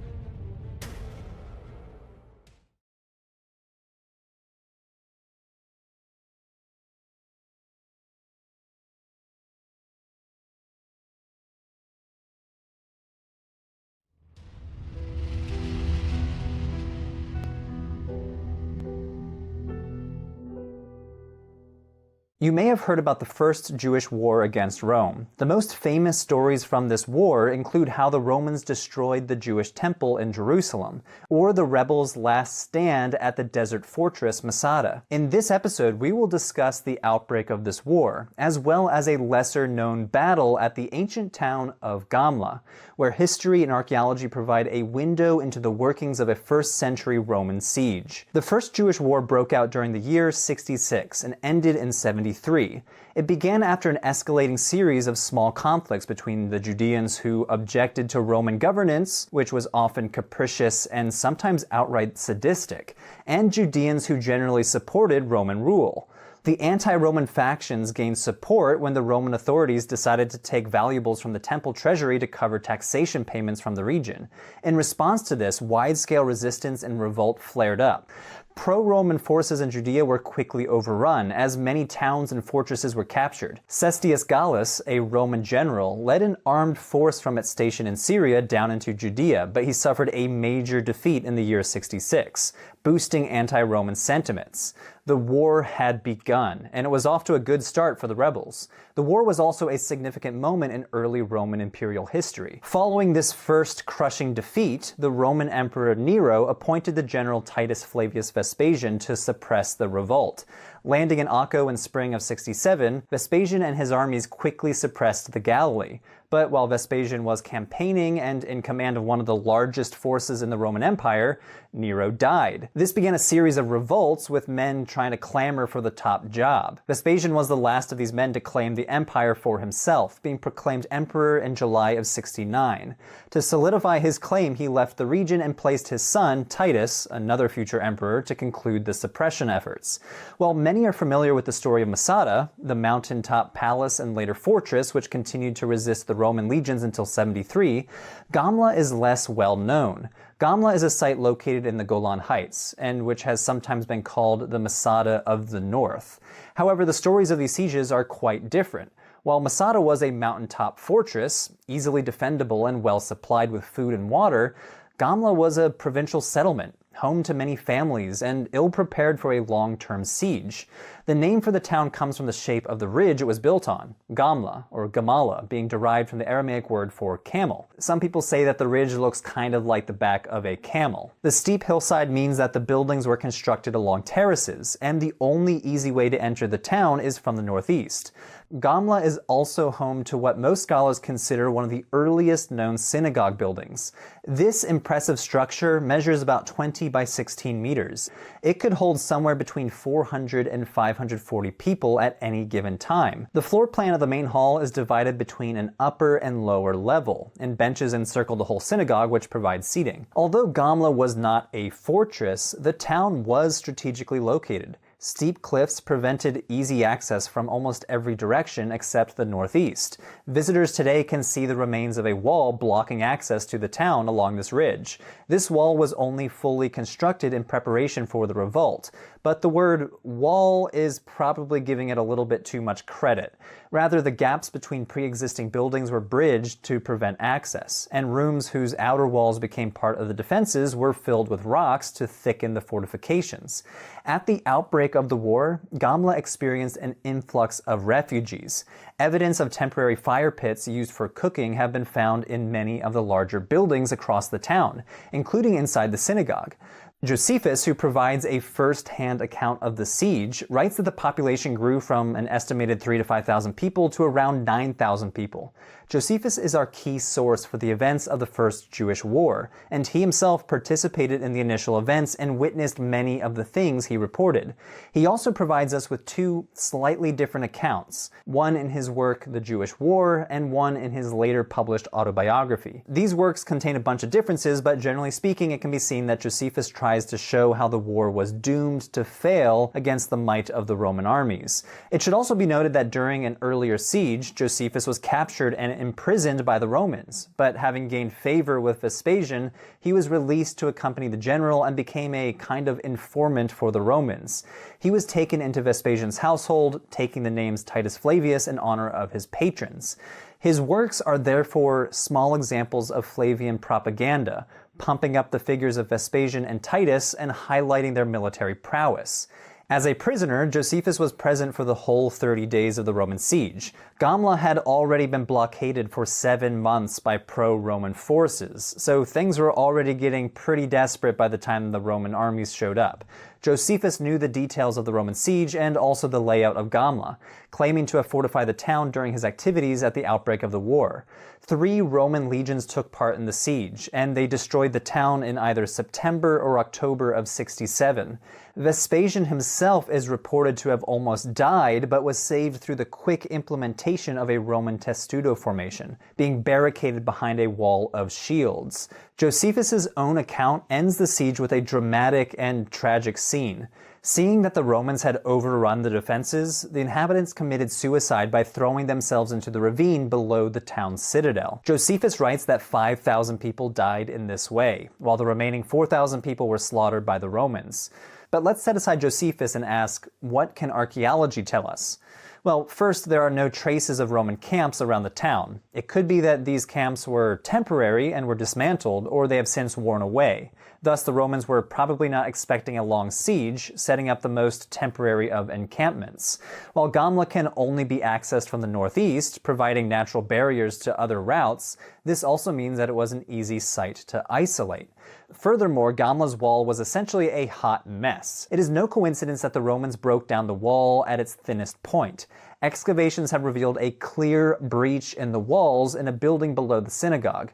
Around 300 arrowheads and 180 stone ballista balls have been recovered from this breach, showing the intensity of the bombardment. The wall in this place was nearly 2 meters thick, but it was also one of the weakest spots along the whole wall. The Roman engineers chose well. Archaeologists have also discovered around 2,000 ballista balls, 1,600 arrowheads, and 100 catapult bolts. Most of these projectiles were found in the 50-meter segment of the wall that was breached. Sword scabbards, spear points, shield pieces, decorations, and pendants have also been reported from around the town, mostly in and around the wall. In this video, you can see a replica of the ballista catapult. Stores of ballista balls were recovered around 300 meters from the edge of the walls, roughly where this example has been constructed. Roman ballistas could fire projectiles between 400 and 500 meters, putting them beyond the range of defensive fire from bows and arrows. They would be used as they were at Gamla, to batter down walls and kill defenders. Josephus' account of the final events does not seem to match up with the topography of the town. While there is a ravine, it's not large enough to accommodate such a large number of people. Moreover, very few human remains have been discovered at the town. It is probably more likely that people escaped down the ravines or were taken captive. The historian Kenneth Atkinson suggests that Josephus created the story of the mass suicide to lend nobility to what were likely two disgraceful defeats. In other words, Josephus may have deployed a literary trope of Judeans committing suicide rather than suffer enslavement at the hands of the Romans, as a way to bring honor to an otherwise dishonorable defeat. Josephus made a similar choice in his depiction of the final stand at Masada, another account for which some scholars have significant doubts. So ends the story of Gamla. Not quite a Masada, but an example of an ancient Jewish town containing evidence of economic activity, communal worship, the efficacy of Roman military tactics, and ultimately, Jewish resistance to Roman power. Hey everyone, thanks for watching. That was the latest episode in Patheos' series, Excavating the History of the Bible. Click on the playlist on screen to catch up on all previous episodes.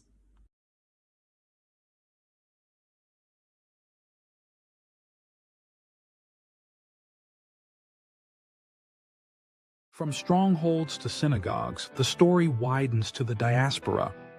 Inscriptions speak of God-fearers bridging cultures as faith travels along trade routes and urban streets. Here's something fascinating. Inscriptions using the term Theosebes mark communities at the edges of diaspora life. And another, these God-fearers often acted as cultural bridges between Jewish and Greco-Roman worlds. Let's explore the final chapter.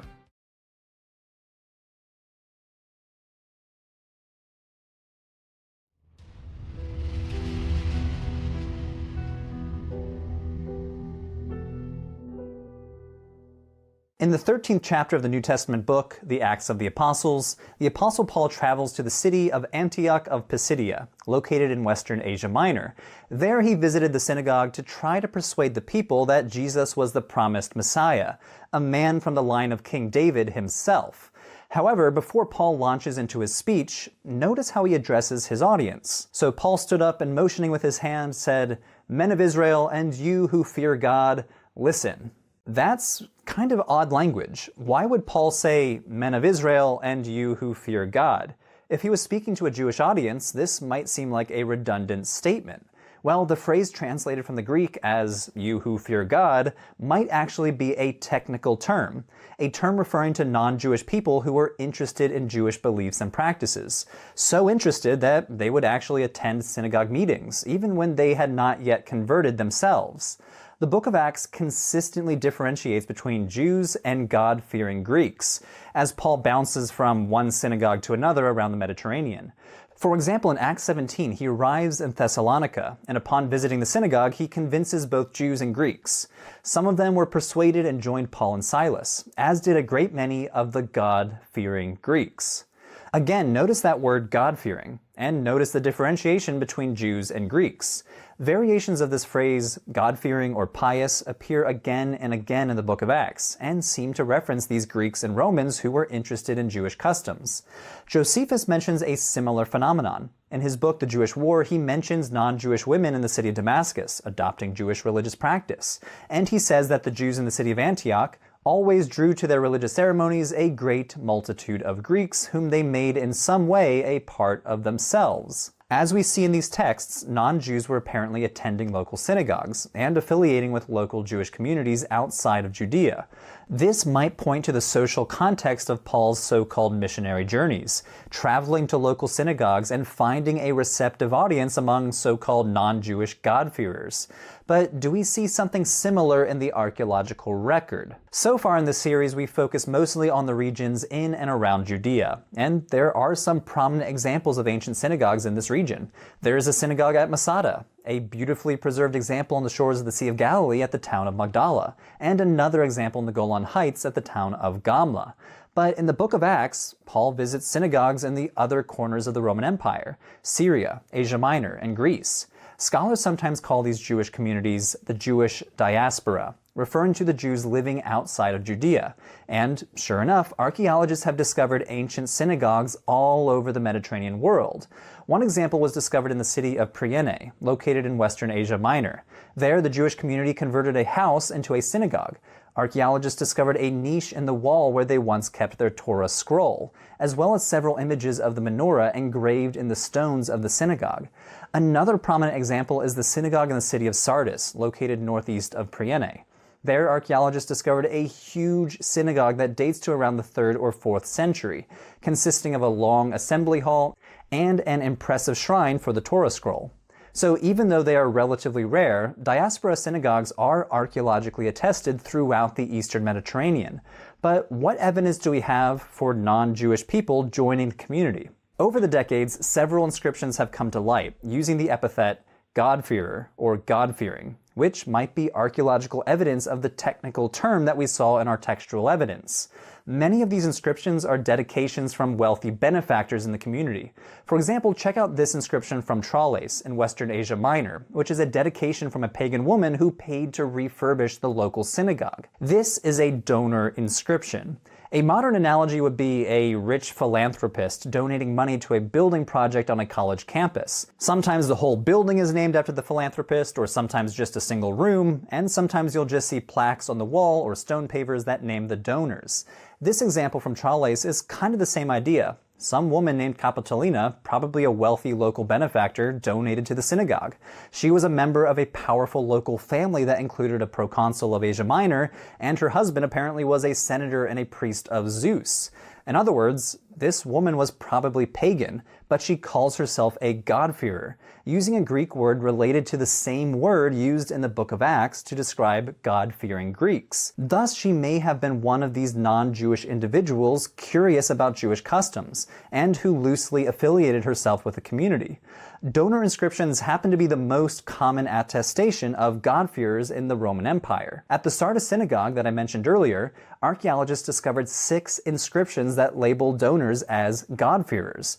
2 of the inscriptions were prominently displayed in a fancy mosaic in the synagogue's entryway. Another example was discovered in the city of Aphrodisias, where archaeologists found 2 big marble blocks listing the names of dozens of people who had donated to the Jewish community. It lists 68 Jews, 3 proselytes, and 54 people called God-fearers. These 2 terms, proselyte and God-fearers, appear to be 2 technical categories within the Jewish community. Now, although much of this evidence dates to a few centuries after Paul, many scholars believe that these inscriptions can help us understand the social context of early Christianity, help us understand how it developed in the 1st century. Though it started as a sect of Judaism, the early Jesus movement apparently attracted new members from pagans that were involved in local Jewish communities. This is one reason why the scholar of early Christianity, Paula Fredrickson, calls Paul the pagan's apostle. Although he was Jewish and operated in Jewish communities, he also found an audience among the non-Jewish inhabitants of the Roman Empire as he traveled across the Eastern Mediterranean. Hey everyone, thanks for watching. That was the latest episode in Patheos' series, Excavating the History of the Bible. Click on the playlist on screen to catch up on all previous episodes.